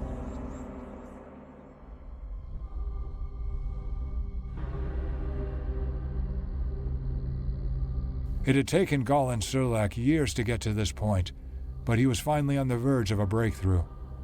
After the failed compliance of Genna, Kharn had brought Apothecary Surlak one of the Xeno corpses so he could study it. And after dissecting the body and inspecting it, he learned that the Genin corpse was not a Xeno after all. It was a machine. Interesting. After running a series of tests, Surlak had determined that the Genins were wired to receive a signal, which meant that the millions of Genins were not marching upon the World Eaters by their own free will. They were being controlled remotely by human minds. What the fuck? Surlak's discovery prompted a hypothesis. If the Genins were not operating under their own control, and their actions were being dictated by human minds, was it possible that there could be a connection to the Butcher's Nails? With Angron still in his psychic coma, Surlak was able to study the Primarch's implants more closely than ever before. He spent the next several days poring over the data he had acquired, comparing the information obtained from the dead Gennin's body to that of Angron's nails. The results were astonishing. The archaeotech utilized in Angron's implants was nearly identical to the Gennin technology that Surlak had been studying. This was it. This was the discovery that he had been hoping for. The missing piece that can ensure his replication successfully interfaced with a living brain. He wasn't 100% certain yet, but if his theory was correct, if the Gennin technology was in fact based on the same standard template construct of Angron's nails, then the code had been cracked. Surlak immediately went to work, carefully constructing his new duplicate nails to the specifications of the Gennin technology. And after days with his head down, working in it. So, I mean, like, is it really the original Butcher's nails then? What are the kind of side effects could this have? Could it be more intense? Could it be less intense? Could it be controlled better? Could it not be? You know what I'm saying? Like, you're mixing different technologies. What kind of side effects would that have? I guess potentially, if any, you know? In his lab, his prototype was finished. All that was left was to test them on a live subject. Surlak understood that there would be hesitancy amongst the Legion. Dozens of World Eaters had already died from previous versions of the nails. Yeah. And there was no guarantee that it would be any different this time. He summoned the Legion to the Triumph Hall of the flagship. Surlak had waited years to make this announcement. The Butcher's nails had arrived. All that he needed was a volunteer. A voice in the crowd of the World Eaters spoke and walked through the gathering of the Astartes. Surlak smiled as his volunteer stepped forward. Karn removed his helmet and smiled back at Surlak. He was ready for the nails. With Karn laying on an operating table in the apothecary's lab, a nervous excitement began to build up within Galen Surlak. He was surrounded by medical equipment and buzzing servitors. The surgery was almost complete. A casual eye would not be able to differentiate between Angron's nails and those that Karn was receiving. Sleek, silver cabling wrapped around the back of Karn's head and connected to the nails inside. As the last connection clicked into place, his eyes opened. He was disoriented, unaware of where he was. Beads of sweat formed at the top of his head, slowly dripping down his face. A voice was speaking in the background, but Karn couldn't make out the words. He looked down and saw his hand shackled to the table he was on. Whether it was pure coincidence or a divine event, I'm unsure anyone will ever know. But as the nails began to pulse in Karn's head for the first time, as he lost control of his emotions, ripping the shackles from the bed with terrifying force, Angron suddenly woke up. Interesting. And this was the moment that the divide in the World Eaters deepened beyond repair. Yeah. With a reliable production of the Butcher's nails ready for implantation, you either take it or you don't, and if those that don't, stood ready, waiting for their opportunity to receive the gift of their Primarch. While those on the other side of the divide organized a coup. Centurion Majo understood that it was the technology from the dead Gennins that led to the creation of the nails, and he believed that there could be more information on Genna, information that could lead to the removal of Angron's nails. If he could get there in time, it was possible that he could save his broken Primarch. The news of Angron's awakening and Karn's successful surgery spread across the World Eaters like wildfire. Majo knew he didn't have much time. He needed to make planetfall to Genna, but as he was soon to learn, it was too late. The World Eaters had passed the point of no return. Angron and his new warriors were already on the ground. Damn. As more of the Gennin machines poured into the streets, they were met with a violent death. Nearly 1,000 World Eaters, with silver cables dangling from the backs of their heads, rampaged the Gennin machines. There was no discipline in sight, no plan of attack. The World Eaters, their heads freshly equipped with their new engines of madness, just pure rage, were berserkers. Angron, Karn, and Galen Surlak hunted down the humans that were controlling the Gennin machines. And in a spire in the middle of the burning capital city, they found them. Honestly, When makes they me entered wonder the why they don't spire, turn them themselves, they you know what I found mean? hundreds and hundreds of small machines. They were stacked on top of each other, and each one housed a human. Gall and Surlak theorized that the humans on Genna had built these machines to keep themselves alive. Interesting. And using the technology that was now responsible for mass production of the Butcher's nails, they controlled the proxy humans on the Xenos world. technology. Angron looked around the room in disgust. Kill them all. I don't want a single one of them to survive. And with that order, Majo's hope of saving his Primarch died. Majo and his supporters walked down from the ramp of their gunship and stepped foot onto Genna. They couldn't believe their eyes. The World Eaters were unrecognizable, destroying everything in their path. He watched in disgust as one of his crazed brothers swung his sword over and over at a Gennan corpse that was long dead. They headed into the city center and found it in shambles. Buildings were on fire. Dead Gennans lined the blood-soaked city streets. And in the distance, Majo saw his Gene-Father standing outside of a crumbling spire. He slowly approached him and felt a sinking feeling in the pit of his stomach as his eyes fell upon Karn. Cables from the nails now dangled from the back of his head. The bloodshed and destruction surrounding him was not a compliance campaign. Yeah, it was just a It slaughter. was a civil war. World Eaters with the nails were pummeling their brothers that rejected the implants. Oh, yeah. Mercilessly slaughtering them and then searching for the next victim as they screamed into the air. See, it makes me wonder though, how would they be able to discern? You know what I mean? Like when you're in that kind of like fog of war kind of situation, like how would you really be able to discern those who have the nails and those who don't? You know? Khan, it didn't have to be this way. Karn laughed, then turned his head to look into Majo's eyes. It did have to be this way. There was never going to be another way. There is no saving me. Angron, your Primarch, died before you even knew he existed. He died on Nuceria. All that's left is the murderer, the bloodthirsty killer that the High Riders created. I've heard enough of your voice, Mago. So if you have any last words you want to say to your pathetic Emperor, speak them now. He never had a chance to reply. Karn's axe struck Majo at the neck. Damn. And as his lifeless body hit the ground, Damn, a dude. new chapter of the World Eater's story began. Where they just become mindless fucking berserkers.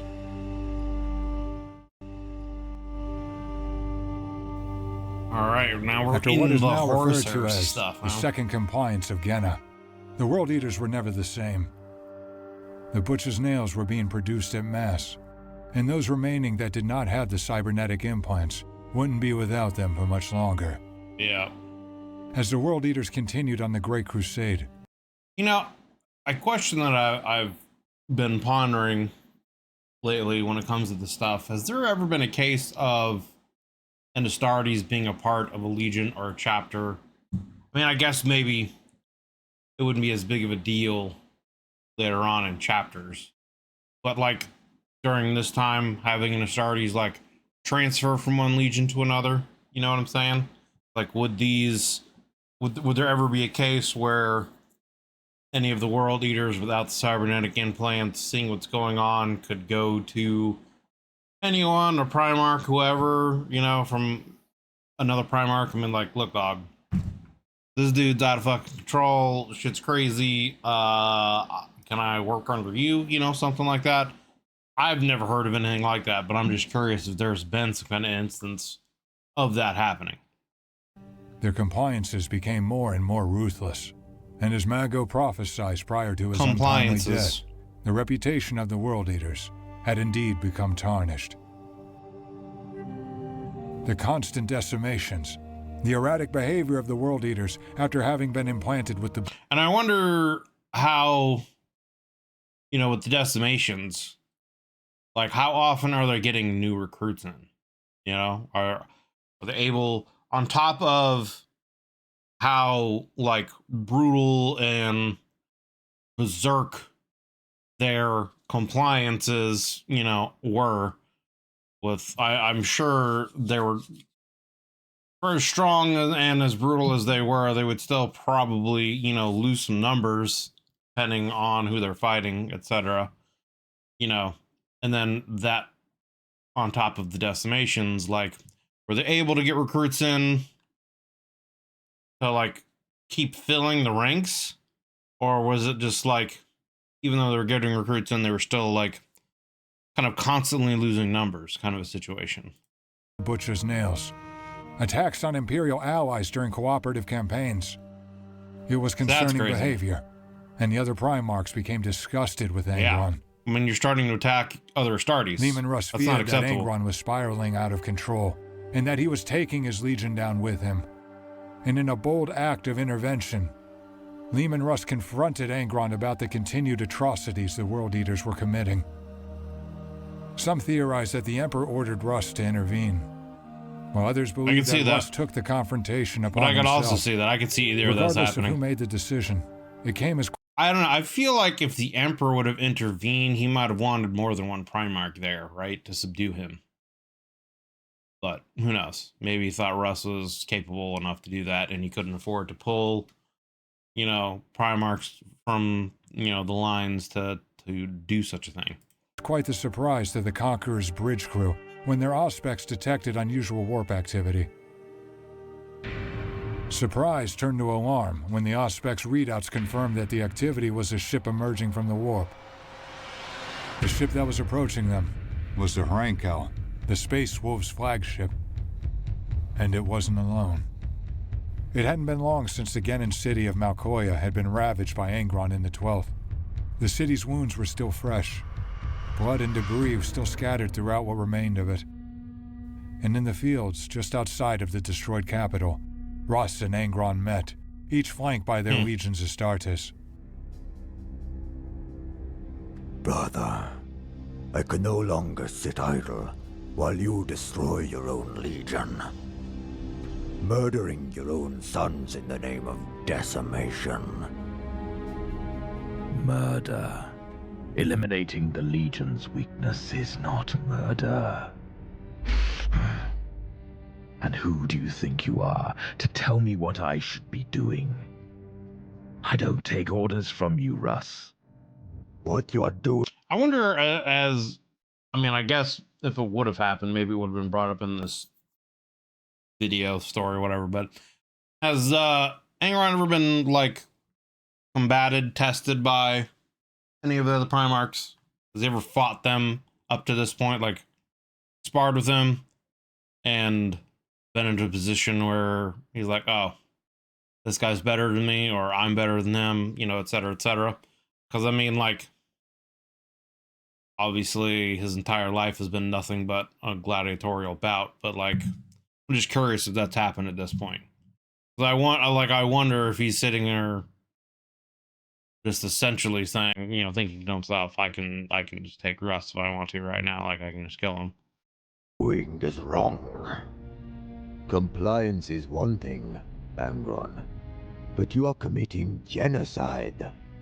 Slaughtering entire worlds of civilians who are attempting to surrender is not furthering the Emperor's cause. Your implants are fueling this lunacy, and it must be corrected. All of us, the World Eaters and the Space Wolves, are to return to Terra so that these implants could be removed. You act as if the Emperor himself hasn't ordered genocide. You all lie to yourselves and call it compliance? But is there a single world that you or I have liberated during this crusade that had a choice? You're not wrong. Comply with the word of the Emperor, or die. That is not a choice. That is slavery. But these are the Emperor's orders, brother. You disgust me, Angron. Go on your way, Russ. And know that you ever talk down to me with this unmerited dream of authority again, there will be consequences. Both the Space Wolves and the World Eaters could sense that the situation was about to escalate. and the Primarchs could feel their tension. Leman Russ spoke through gritted teeth. I'm leaving, but you're coming with us. We're closing the chapter on the Butcher's nails. I'm going nowhere. You and your rabble of moon-howling cowards are less than an afterthought to me. You lead your legion, and I will lead mine. Why don't you make yourself useful and return to the Emperor's great enslavement crusade? Your disloyalty is shameful, Angron. You've spoken enough, Russ. Now you listen to me. You are no more loyal than I am. I have slaughtered countless innocent souls just like you. The only difference is that I do it in service to the nails, to ease the pain. I follow the Emperor's orders, Russ. But I don't do it under a false pretense of morality. Maybe, if I was as principled and righteous as you, I would have taken our bastard father's skull. Damn. Leman Russ couldn't hold back any longer.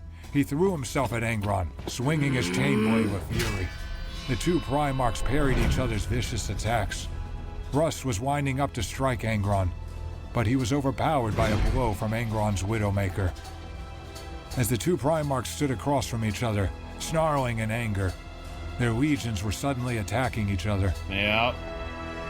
Whether the first strike originated from the Space Wolves or the World Eaters is unknown, but it didn't take long for sheer chaos to ensue. Yeah. The two legions erupted into violence around the dueling Primarchs. Russ was fully aware that he was outmatched in combat against Angron. He was too strong, too fast, and Angron was so unhinged that he didn't care if he killed his own brother. He didn't pay any attention to what was going on around them, and that was the point that Leman Russ was attempting to make. Do you understand, Angron? Look at what's happened to your sons. As Angron took his eyes off his brother, he found himself surrounded by space wolves. In every direction, the sons of Russ had their bolters aimed directly at Angron. Past them, the World Eaters were still engaged in combat and were getting the better of the space wolves. You should be more concerned about what's happening to your sons, Russ. Angron, look at your sons! They're so deranged that they don't even realize that you're about to die. Angron wants to die, though. He doesn't care. Was correct. At any moment, the space wolves surrounding Angron could rip through him with a storm of bolter fire. They're too busy winning the battle to worry about that. Leman Russ was trying to send Angron a message. He was trying to show him. He's trying to show him that the nails are, causing him to become unhinged. But the thing is, obviously, Russ doesn't know this, but he doesn't care. He wants to die. He wants to end this. That's his only way of escape. That the Butcher's nails weren't the advantage that he thought they were. That blind rage is actually a hindrance. Yeah. And as Leman Russ lay on the ground, bloodied and bruised from his brother, he realized what many others would soon come to see for themselves.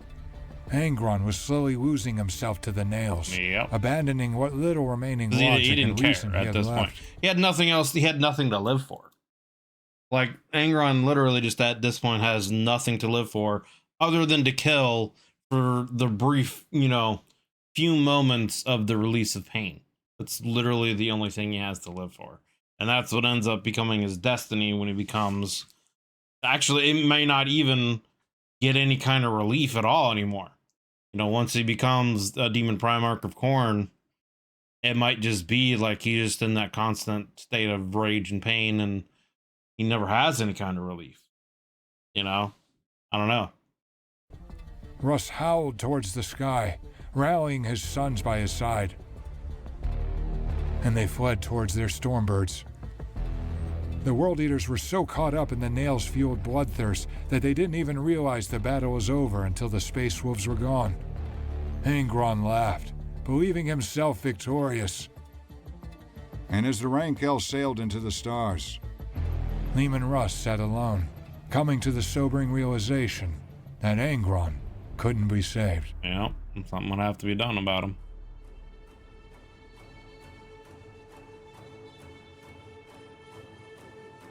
As fate would have it, Angron wasn't the only Primarch headed down a destructive path. Yep. Fucking Erebus and Primarch of Lorgar. the Word Bearers, was pushed towards the ruinous powers of the Dark Gods after being publicly humiliated by the Emperor. I do feel like the Emperor probably did take it a little too far. Like going scorched earth on his home world to a point, a little bit too far. And Rabute Gilliman. And following the events of Davin, Horus, the War Master and Primarch of the Luna Wolves, was also tempted by the powers of chaos. Lorgar used this opportunity to manipulate Horus, and the seeds of betrayal were sown. After the corruption of Horus, the War Master sought to overthrow the Emperor. And these traitorous ambitions gave birth to the Horus heresy.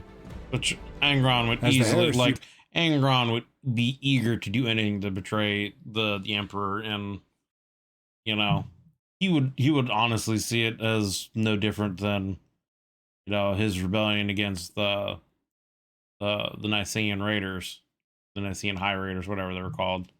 You know, he began to take shape.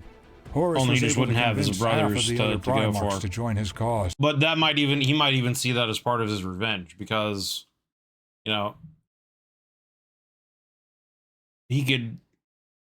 his whole idea was that he wanted to die with his brothers on that and sisters on that, you know, mountain, the only family and people he ever had any kind of real connection with, or to just slaughter all of them and get revenge for what he had to do to Onomaus.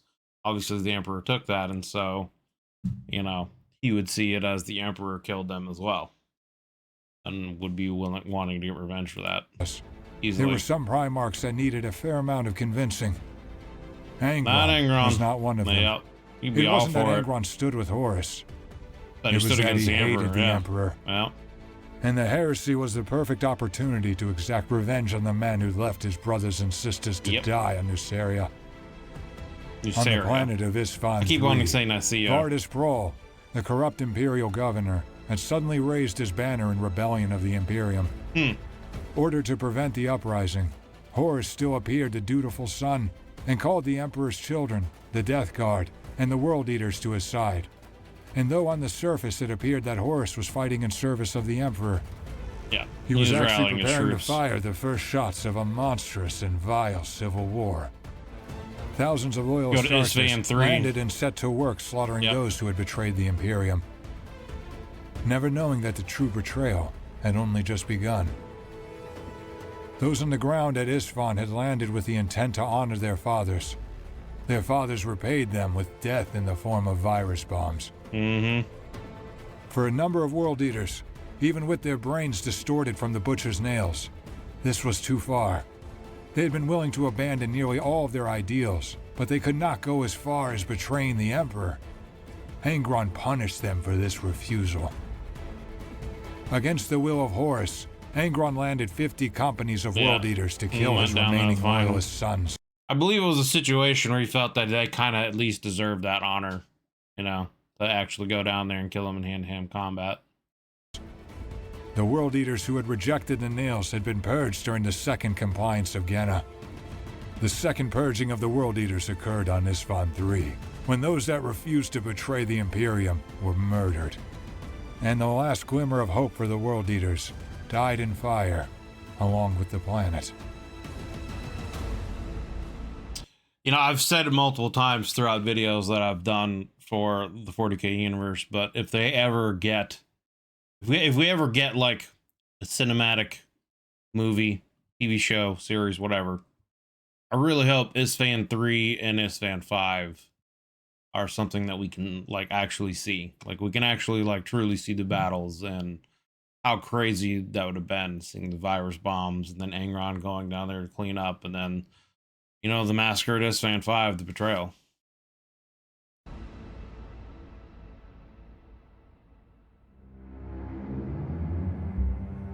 Following the initial battles of the heresy, it was clear that the galaxy would never be the same, and Angron continued to slip further and further from who he once was. As some within the Legion would come to learn, the butcher's nails produced by Garland Serlak were slightly different than Angron's originals. Yeah. The nails created at scale were simply low-quality copies of the originals. They rewrote emotional responses and caused deterioration in the ability to reason, but they were not lethal. The nails in Angron's brain, however, were. These marvels of Dark Age technology were not designed for use in a Primarch's brain, and the implants were slowly killing Angron. It's interesting that they would be able to. I mean, I would think that Primarchs have a greater healing factor than, you know, normal Astartes would, so, but these are things that are constantly on and constantly in his brain, so I guess at some point in time, maybe his body would give up being able to, you know, heal or regenerate them, but you would think that they would at least maybe be able to offset that and break even kind of a situation. I don't know. But, yeah. Degradation was difficult to notice initially, but as time passed, the deterioration became more severe, and Angron became even more erratic, unpredictable, and violent. The bond that the World Eaters were so eager to share with their Primarch never materialized. They had truly believed that receiving the Butcher's nails would unify them with their Gene Father. Instead, the already fractured relationship between the World Eaters and Angron crumbled even further. Yep. The World Eaters had damaged their own ability to reason and think outside the lines of rage. And Angron was completely broken, a shell of his former self. After the attacks on Isfahan, Angron and Lorgar set off together to execute assaults on the 500 worlds of Ultramar. Erebus and Corferon were to lead a sophisticated attack on Kalth, while Angron and Lorgar were to coordinate a similar attack on Armatura. The journey from the Isfahan system to Ultramar was long and would take months to traverse, and Lorgar quickly learned just how difficult the journey was going to be. While en route to Ultramar, the two legions' flagships stopped off on the world of Turum to refuel and gather supplies. The resupply effort moved quickly, and within 1 week the word-bearers had stripped all of the world's resources. The World Eaters, however, had no interest in the resupply mission. Instead, they remained on world for an additional 10 days, slaughtering the entire population and leaving a path of rubble and ash in their wake. Not long after, a similar incident occurred on the world of Garland Prime. Lorgar sought to send a message to the Imperium by enslaving segments of the population. And once again, Angron and the World Eaters abandoned any thought of cohesion by swarming the surface and annihilating every living molecule. Angron delayed them 3 more times with off-course, unnecessary stops on worlds irrelevant to their mission. Lorgar's patience with Angron was wearing thin, and he reached his breaking point when the— I mean, I'm sure, but what are you really going to do? You know, Lorgar, like, you're not going to be able to defeat him in combat, so. World Eater's flagship broke course and began attacking a small group of Eldari ships. The Eldari ships retreated, and Lorgar made comms with Angron via his ship's hololith.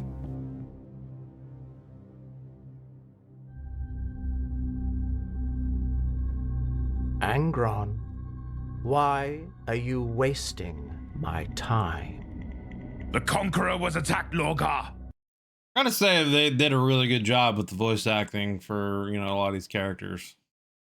Ugh, do you expect me to let that happen? You were attacked by a group of pitiful Eldari dust mites that retreated as soon as you returned fire. Those ships are irrelevant.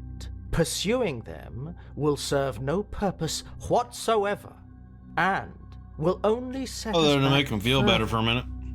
Let me remind you, brother, that we are already more than 28 days behind schedule because you cannot help yourself from engaging in nonsensical expeditions that accomplish absolutely nothing.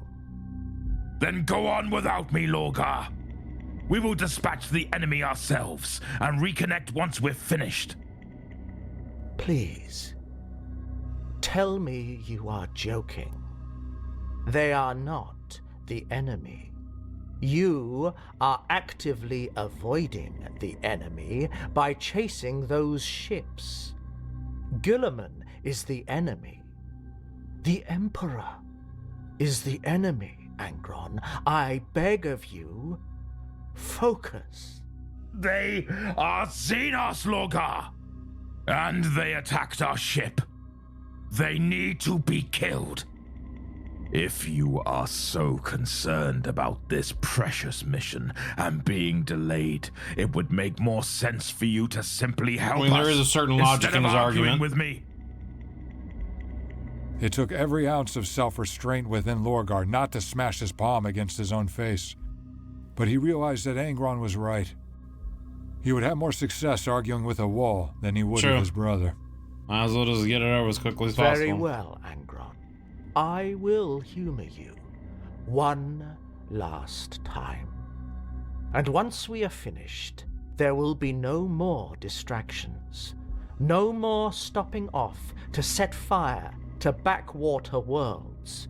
No more engaging Xeno gunships. No more nonsense.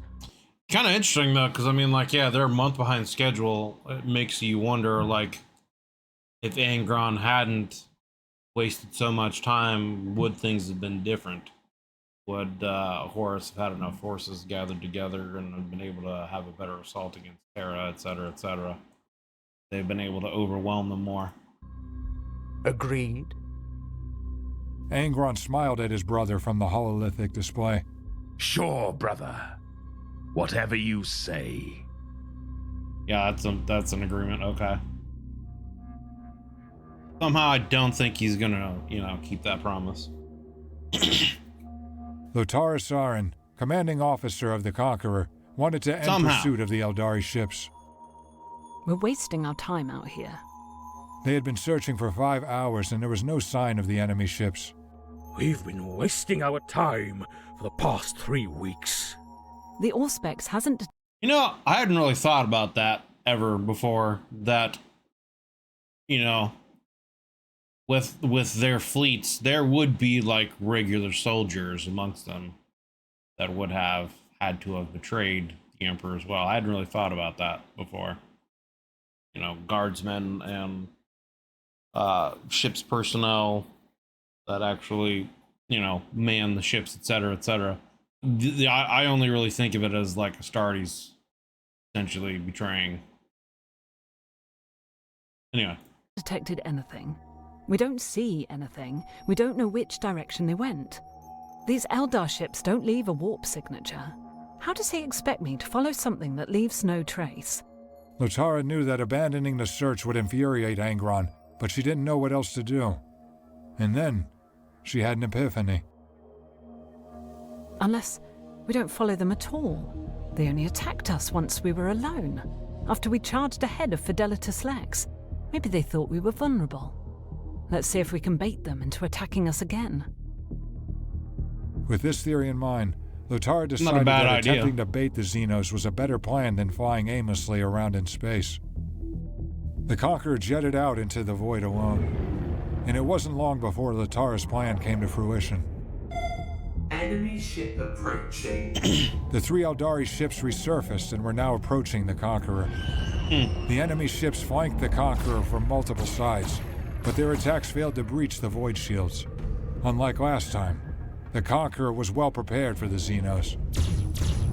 The World Eater's flagship blasted towards the Xeno ship at full speed. She was going to stop them in their tracks and allow Angron to board their ship to deal with them personally. In a nod to Angron's gladiatorial heritage, the Conqueror was equipped with a unique weapon, the Ursus Claws. Spear-shaped lances the size of smaller escort vessels would be fired at enemy ships, puncturing their hulls. Essentially like a grapple hook or whatever to keep them from moving. They would activate their strong magnetic elements, preventing their enemies from evading. Lotara ordered her crew to fire the Ursus Claws at the Eldari flagship, and the spears shot clean through the hull. The Xenos realized that they were about to be captured and attempted to flee, but it was too late. Get over here. The magnets here. Activated and the Eldari ship was locked in place. As the Conqueror pulled the ship closer with its barbarous spears, the word-bearers Fidelitas Lex broke through the void and prepared to board the enemy craft. And Lotara smiled as she received Vox confirmation that Angron and Lorgar had boarded the ship. Smart maneuver. To no one's surprise, the Eldari on board stood no chance against the 2 Primarchs. As the 2 brothers hacked and sliced their way through the Eldari corridors, they couldn't have been more different in their approaches. Lorgar was slow, methodical, and calculated as he surveyed his surroundings and identified his prey. Angron sprinted like an unchained beast, bellowing as he swung his axe in a turbulent rampage. Lorgar could see momentary flashes of bliss in his brother's crazed eyes each time he ripped through another resistance. You know, it's got to almost be like a drug at that point for Angron, right? Like, yeah, it's just he's addicted to killing because that's the only thing that gives him relief in those, like, probably floods of like dopamine and serotonin or whatever. Those are like the only essential reward he ever gets for doing anything. So it's like, yeah, it probably is just like that kind of like that face of like a drug addict would have or whatever when they get that high, they get that rush, you know. Xeno. Yet these brief moments of happiness would almost immediately regress into bouts of rage as Angron searched for his next victim. Lorgar had suspected it for many years, but watching his brother up close and personal confirmed it. Angron was dying. Anytime he wasn't spilling blood or raising a city, the nails would punish him by hammering violently inside of his head. Angron's eyes twitched and the blood ran from his nose as he stalked down the corridor. The Eldari resistance was pitiful, almost as if they had already accepted their fate. Their attacks barely made dents in the ceramite armor of the Primarchs, and they didn't even bother retreating as the giant warriors closed in on them. Angron and Lorgar had cleared out the ship in no time, and all that remained was the bridge. These Xenos make me sick. The Eldari aesthetic was on full display on the ship's bridge. The Xeno inscriptions and the pungent alien odor was overwhelming. One Xeno remained on the ship, and Lorgar stood by as Angron approached him, dragging his axe on the floor as he walked. Let us get this over with, brother. I'll take care of this one myself. Angron was within striking distance of the Xeno when he suddenly began speaking in low Gothic. Monkai scum. You may kill me, but this is not over. We will never allow you to reach your destiny upon the Skull Throne. The nails were thumping so hard in Angron's head that he couldn't have heard the Xeno even if he was trying to listen. Lorgar was stunned. That could be what they were there to do to begin with. They were trying to kill him to prevent him from becoming Khorne's, slave, essentially. And Lorgar knowing that. He tried to speak, but the words were stuck in his throat, still trying to comprehend what he had just heard. You will die, Monkai, before you can ever become the son of the Blood God. The Blood God? What did you just say? Those fateful words were the last to ever leave the lips of the Xeno, as Angron's axe fell and swiftly ended his life.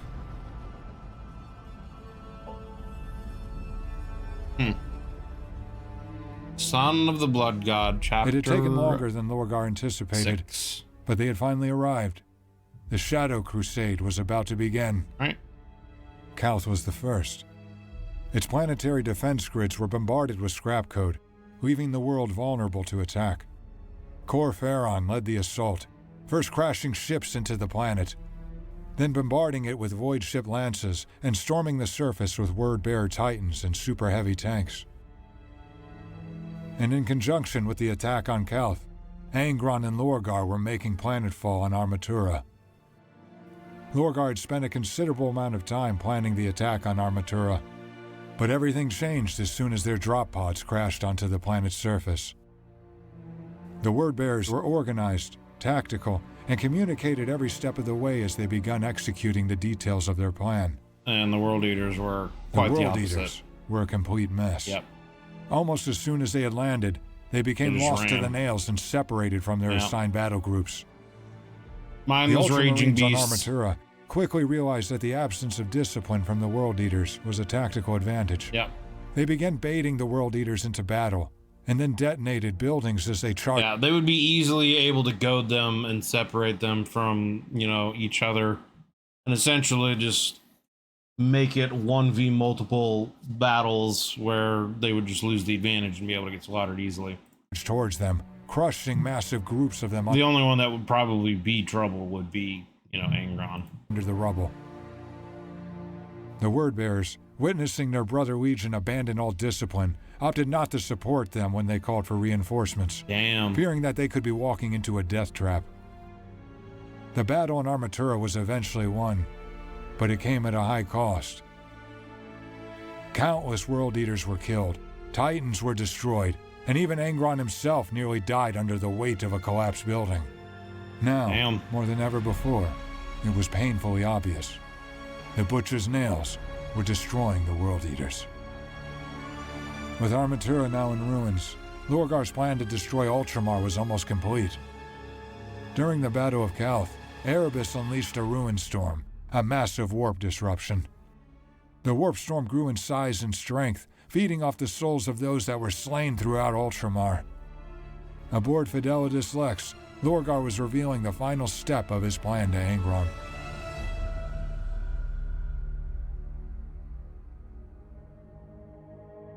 As we destroy Guilliman's empire, there is one last world that must be killed. A world on the fringes of Ultramar. Once this destruction occurs, it will feed into the ruin storm, and we will have constructed a barrier, a wall of dead worlds and warp energy. The Imperium will not be able to save Ultramar. Interesting. And I mean, that would be a big loss, obviously, like all of those planets, the whole part of, Ultramar and everything that the Ultramarines control, whatever. That's a huge chunk of the Imperium. No one will know how to get in or out, except for them. Except for us. Yeah. So they would essentially have a staging ground to be able to get in and out of. Assume that you will get to the point and tell me what this world is? Oh, Angron. Oh, Angron. Your impatience never ceases to amuse me. But of course, brother. Lorgar turned back to the hololithic display, observing the wall of dead worlds and the warp storm running across the length of Ultramar. He pointed to a tiny sphere on the display, just outside the edges of Ultramar. The killing blow will be dealt here, on Nuceria. No shit. Angron was completely silent as he stared at the display. Then he turned his head and looked at Lorgar. I am not going back to Nuceria. See, that surprises me. I would think he would, relish being able to go back there and wipe that out. But I don't know, maybe the situation from the memories are, too painful for him. I don't know. There is no other way to seal Ultramar off from the Imperium, brother. Of course there is. There are countless worlds outside of Ultramar's borders that could accomplish the same thing. I will never return to Nuceria. These other worlds you speak of, they will not work for this purpose. Why won't they work? Probably not enough population or something. You are just going to have to try. I would assume either they're too far away, and so whatever soul energy they would need wouldn't be able to be gathered together with what they've already accomplished, or there's not enough populace there to fuel what they're trying to do, something along those lines, or he's just bullshitting him and trying to force them to go there. Trust me, Angron. No! No! No! Are you doing this just to torment me? You know I swore never to return to Nuceria. Tell me now, Lorgar. I really do just find that interesting. To save you. To end your torment. He wants to remove the... To free you from the nails. Yeah. It's impossible, Lorgar. Removing them will kill me. Maybe. But not removing Maybe them not. Keeping them in your head is killing you all the same. The Nucerians created the Butcher's Nails. If anyone in the galaxy knows how they were created, they will be on Nuceria. You lied to me. Fed me this drivel of building a barrier. I did not lie to you. You just hit a certain Taking convenient truth. Nuceria will close Ultramar off from the rest of the Imperium. It must be done. But I am also going to save you, Angron. At least, I am going to try. I really like the voice actor for Lorgar. I feel like that his cadence and how he speaks fits him.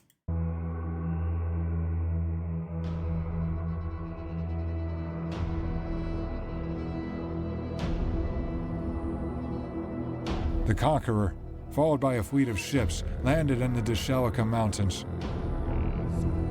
It had been more than a century since Angron was last on Nuceria, but even after 100 years, they were still there. The bones. The remains of Angron's fallen eaters of cities. Angron stood solemnly, and tears slowly ran down his face. In all the decades of time spent together, Karn had never witnessed Angron shed a single tear. But Angron's moment of vulnerability was nothing more than that. Yeah, the nails wouldn't let him have more than that. The nails thumped in Angron's head, harder than they ever had before. This is where it all began. And where it should have ended. You deserved better, Angron. Angron drew his chainsword, staring down at Deshea from the mountains. The High Riders. Those bastards. And our father. He could have saved your warriors. It's true, he could have. All of these bones. They could have lived. Angron was shaking. Like I said earlier in the video, I wonder why he wouldn't have warped all. Maybe he didn't know who was who. You know, I mean, there could have been any number of excuses, but I don't know.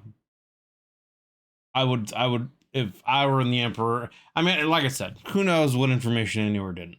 But you would think with whatever technology they would have, they would be able to get a visual on what's going on down there and see Angron and a group of men and women fighting against another group of people, and they would just warp the group that's with Angron up there, you know? And at least give them the option of becoming Astartes or not, you know? Anyway. Now, the nails slamming in a deafening crescendo. Deshea must burn, Lorgar. This entire world needs to burn. Lorgar remained stoic, but inside, he was ecstatic. Everything was going according to plan.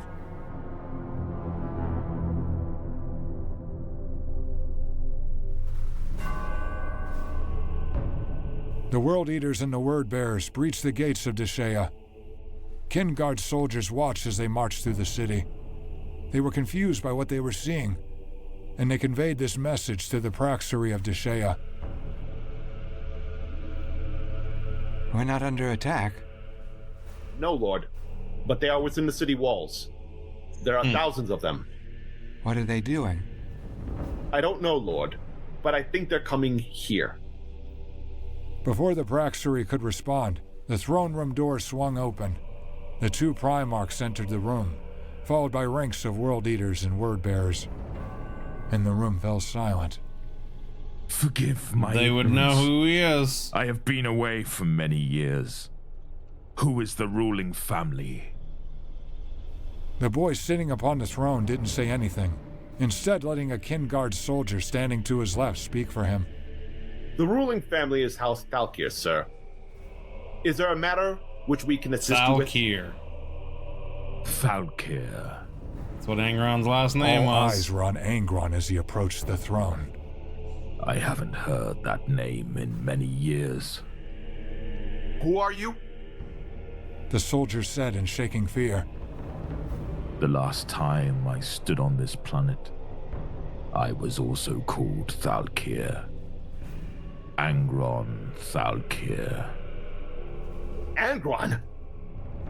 That's impossible. He couldn't still be alive. He fought in the Shelka Mountains nearly 100 years ago. He ran away from the battle. He left his army to die. That's the wrong thing to say, brother. Away. That's the wrong thing to The soldier tried say. to speak, but was overcome with terror and couldn't form a single word. Angron grabbed the soldier by the head, lifting him up Probably with just one gonna hand. pop his head like a grape. Left my army to die! The nails had taken control. Yeah. Angron squeezed the life out of the soldier.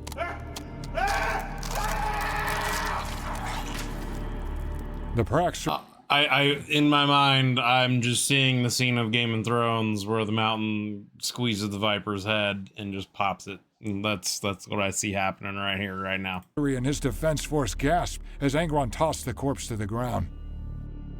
Nuceria will be destroyed. There will be no survivors. The 12th and 17th Legions moved quickly, leaving each city on Nuceria in ashes and wreckage.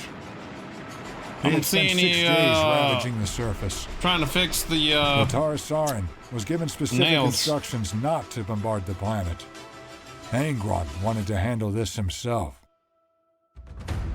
Deshea was the first to fall, and they systematically killed the remaining cities one by one.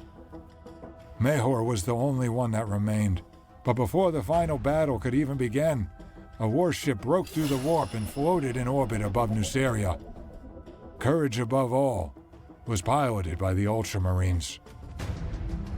They were seeking revenge for the savagery that had been inflicted on Ultramar. The World Eaters and Word Bearers brought down the walls of Mehor and began a devastating assault on the city. Those that weren't crazed by the nails took cover and established primary battle positions. They knew it wouldn't be long before the 13th Legion drop pods rained down from the sky. What began as a simple assault on the only remaining Nucerian city had quickly transformed into an all-out war. Now they actually have resistance. Ultramarines flooded from massive lander ships and the 13th Legion drop pods. An entire fleet of ships had followed Courage Above All, and a void battle was raging above the surface war. Damn. See, it's stuff like this that I want to see in like a movie or TV show, man. These epic battles. Word Bearers, Fidelitas Lex was killed, and it crashed down off the Nucerian coast, sending a tidal wave 4 stories high crashing over the city.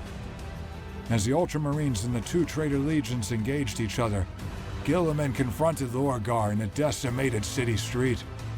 Traitor! Lorgar drew the Illuminarium, the weapon that Ferrus Manus had crafted for him long before the heresy, and the 2 Primarchs battled with strength and ferocity beyond the comprehension of mere mortals. Kauth, Armatura, Erith 5.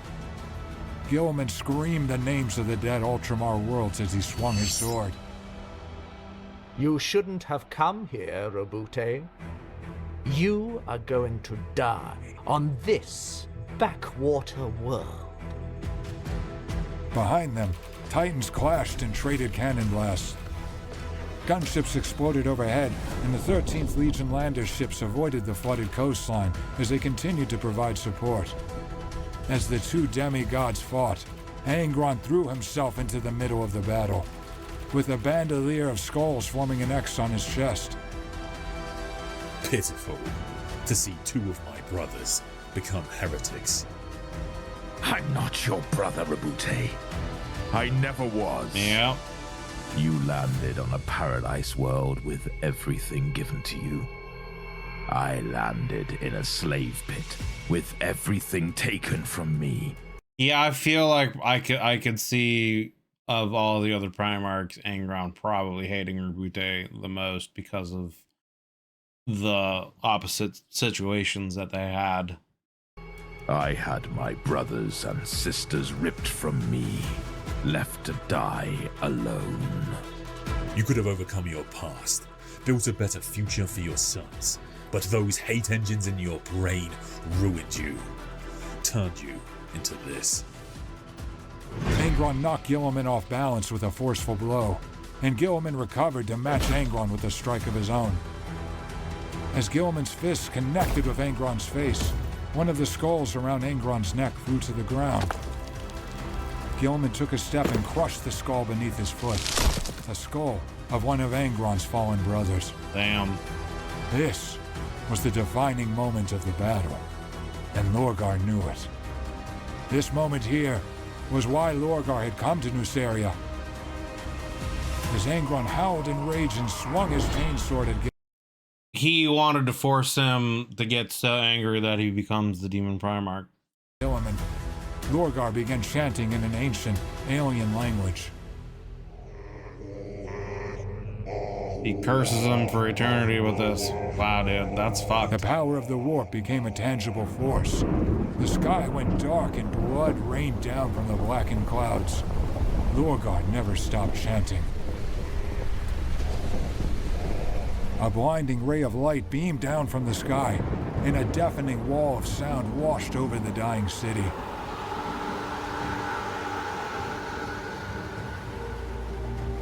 Gilman lay on his back, bones broken and bloodied from Angron's wrath. He watched as Angron began clawing at his own face, screaming horrifically into the sky. The blood poured down even harder. Where Angron once stood was now a hulking mass of flames. Metamorphosis. Ascension.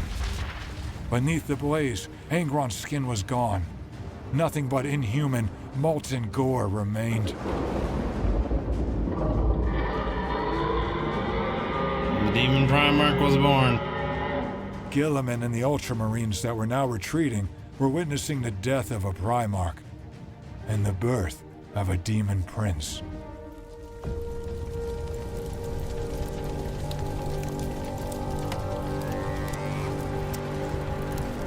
Blood. For the Blood God. For the Blood God.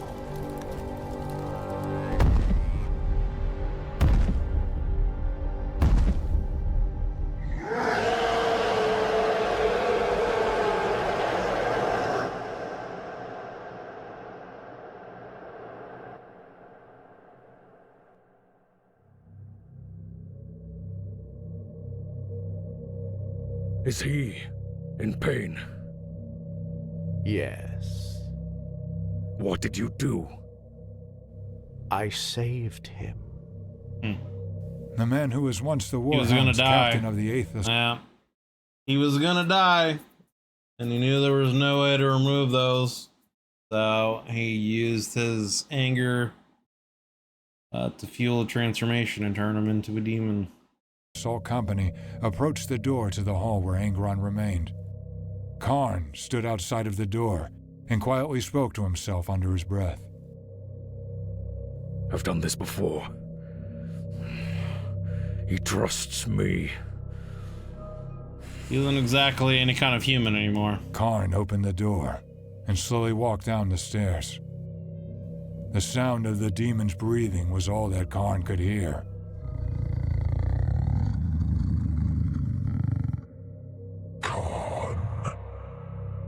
I need you to do something. Anything. You and your brothers gather 300 souls and take their skulls. Build me a throne. Worthy of Mord.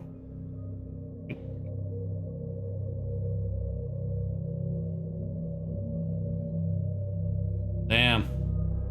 Damn, dude. Already done. And if you haven't subscribed to him yet, you should as well. I wanna let the credits play out here. Okay, so it's narrated by the warrior tier. Angron was boxing the void. Yep. Arn, Cowder Voices, Lehman Ross, Lorgar, Rute Gilliman, Sam Minoterra, Anameus, Pierre. Yeah, I remember the Amber King. I recognized his voice. Where's Lorgar? Matthew Houlihan? Matthew Houlihan? He did a really good job. He did a really good job as Lorgar. I definitely yeah, the cadence and the overall voice, very good.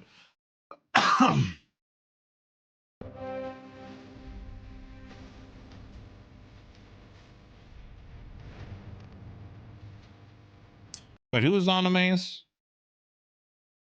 Did it say? Okay. Marchand Steenkamp.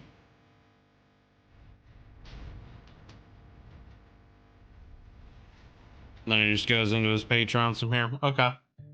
We'll stop that there then. But that was honestly an S tier video. The production was extremely well done. From the voice acting to the background art, all the 3D kind of modeling and transitioned, the space transitions with the ships, the little kind of like UI pop-ups with all the various characters and their text, and you know, everything was very well done, very S tier. And I mean, the story itself is, I mean, I pretty much kind of said my thoughts on Angron going through the video. You know, he's a tragic character. You know, he, from the moment he came out of his drop pod, he was fighting for survival, killed a bunch of Xenos to stay alive, and then was found by, you know, a couple dudes, and they sold him into slavery, and that's all he knew.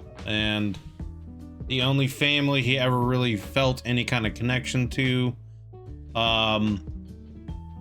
you know, in a moment of desperate battle where he probably could have won the fight for them, and maybe they would have, someone would have survived, or maybe they all would have died and he would have died an honorable death with his family. You know, that was taken from him. And, you know, essentially going from one master to another, where at least the masters, you know, the high riders, he could actually like really fight against. I don't really think there's really anything he could have done against the Emperor, you know? And I think he knew that. And so it was always just kind of a situation where from the start, he hated the Emperor, never really wanted to do anything with the Great Crusade, and kind of made a mockery of it by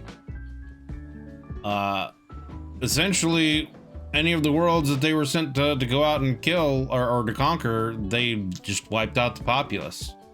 And you know, him and his legion just fell to the nails and just became these mindless berserker warriors. And then Lorgar essentially just turned him into a weapon. You know, he knew that he wasn't gonna be able to survive with the nails even as just a Primarch. They were gonna eventually kill him. And he essentially lied to him and talked him into going down there to, you know, yeah, I'm gonna fix you. We'll find a way to remove these nails, yada yada. But that wasn't his plan. He, from the start with the Eldari, it's interesting that the Eldari saying what he said is what brought about it happening. You know, the Eldari saying that he was going to become the son of the blood god is what gave Lorgar the idea to do that, essentially, and what made it happen. If he'd shut his mouth and just let himself die without saying anything, you know, Lorgar maybe would have happened in a different way, in a different time, but Lorgar, you know, wouldn't have had the idea, and maybe that wouldn't have happened, you know? So it would be kind of an interesting what if scenario, you know, if if Angron had never gotten the nails put in him, or if he like led a rebellion earlier, or, you know, if the Emperor had teleported his crew up there with him, which again, I don't obviously know why, other than the fact that the Emperor probably just didn't care and had other greater concerns and was just in a rush and a hurry. So all he needed to do was just get Angron up there and get him ready to lead his legion and get on with the crusade, and wasn't necessarily concerned about the lives of, you know, the other gladiators down there. But I feel like if that was one of, you know, a myriad of mistakes that I think the Emperor has made throughout the things that I've learned. But you know, if he had done at least just that and gave them, you know, the option to become Astartes, or potentially, you know, take them to another planet, that I feel like would have changed things for Angron. You know, at least he could have respected the Emperor, probably. And may have been more compliant in doing, you know, what he wanted, what the Emperor wanted him to do with the Great Crusade. But, you know, tragic character, and unfortunately, in the end, being turned into that, you know, demon Primarch and the son of Khorne, he is now for eternity essentially a slave to Khorne and doing what he's doing. But it may also just be a situation where that's the only way he gets relief from anything, is just going out and killing. So, but like I said, S tier video, great video by the Warrior tier. Very well voice acted. The production was very well done. And yeah, great story with Angron. So links will be down below in the description, as always, to the original video without my commentary and reaction, and to the Warrior Tiers channel here. Please do me the favor, click those links. If you enjoy this video, give it a like, and if you enjoy the Warrior Tiers content, then, you know, give the man a sub. He definitely deserves it. But that's gonna do it for me for now, guys. Excuse me. If you'd like to come and join in the discussions when I do these reactions live, we'd love to have you guys come in and hang out. There is a join button underneath the video, as well as a link in the description. Take a look at the YouTube membership tiers, see if any of them have any kind of interest for you, if you guys would like to. There you can get early access videos, priority any kind of requests you have, you know, sub Discord access. The Discord's open to everyone, but there are sub, you know, only channels, etc., etc. So take a look at this if you decide you want to take your support to the channel to the next level. Thank you guys very much. If you enjoyed this video, consider leaving a like and a sub, as it helps me and it helps the channel grow. And I hope you're all having yourselves a wonderful day wherever you're at and whenever you're watching this. Thank you very much. We'll see you guys in the next.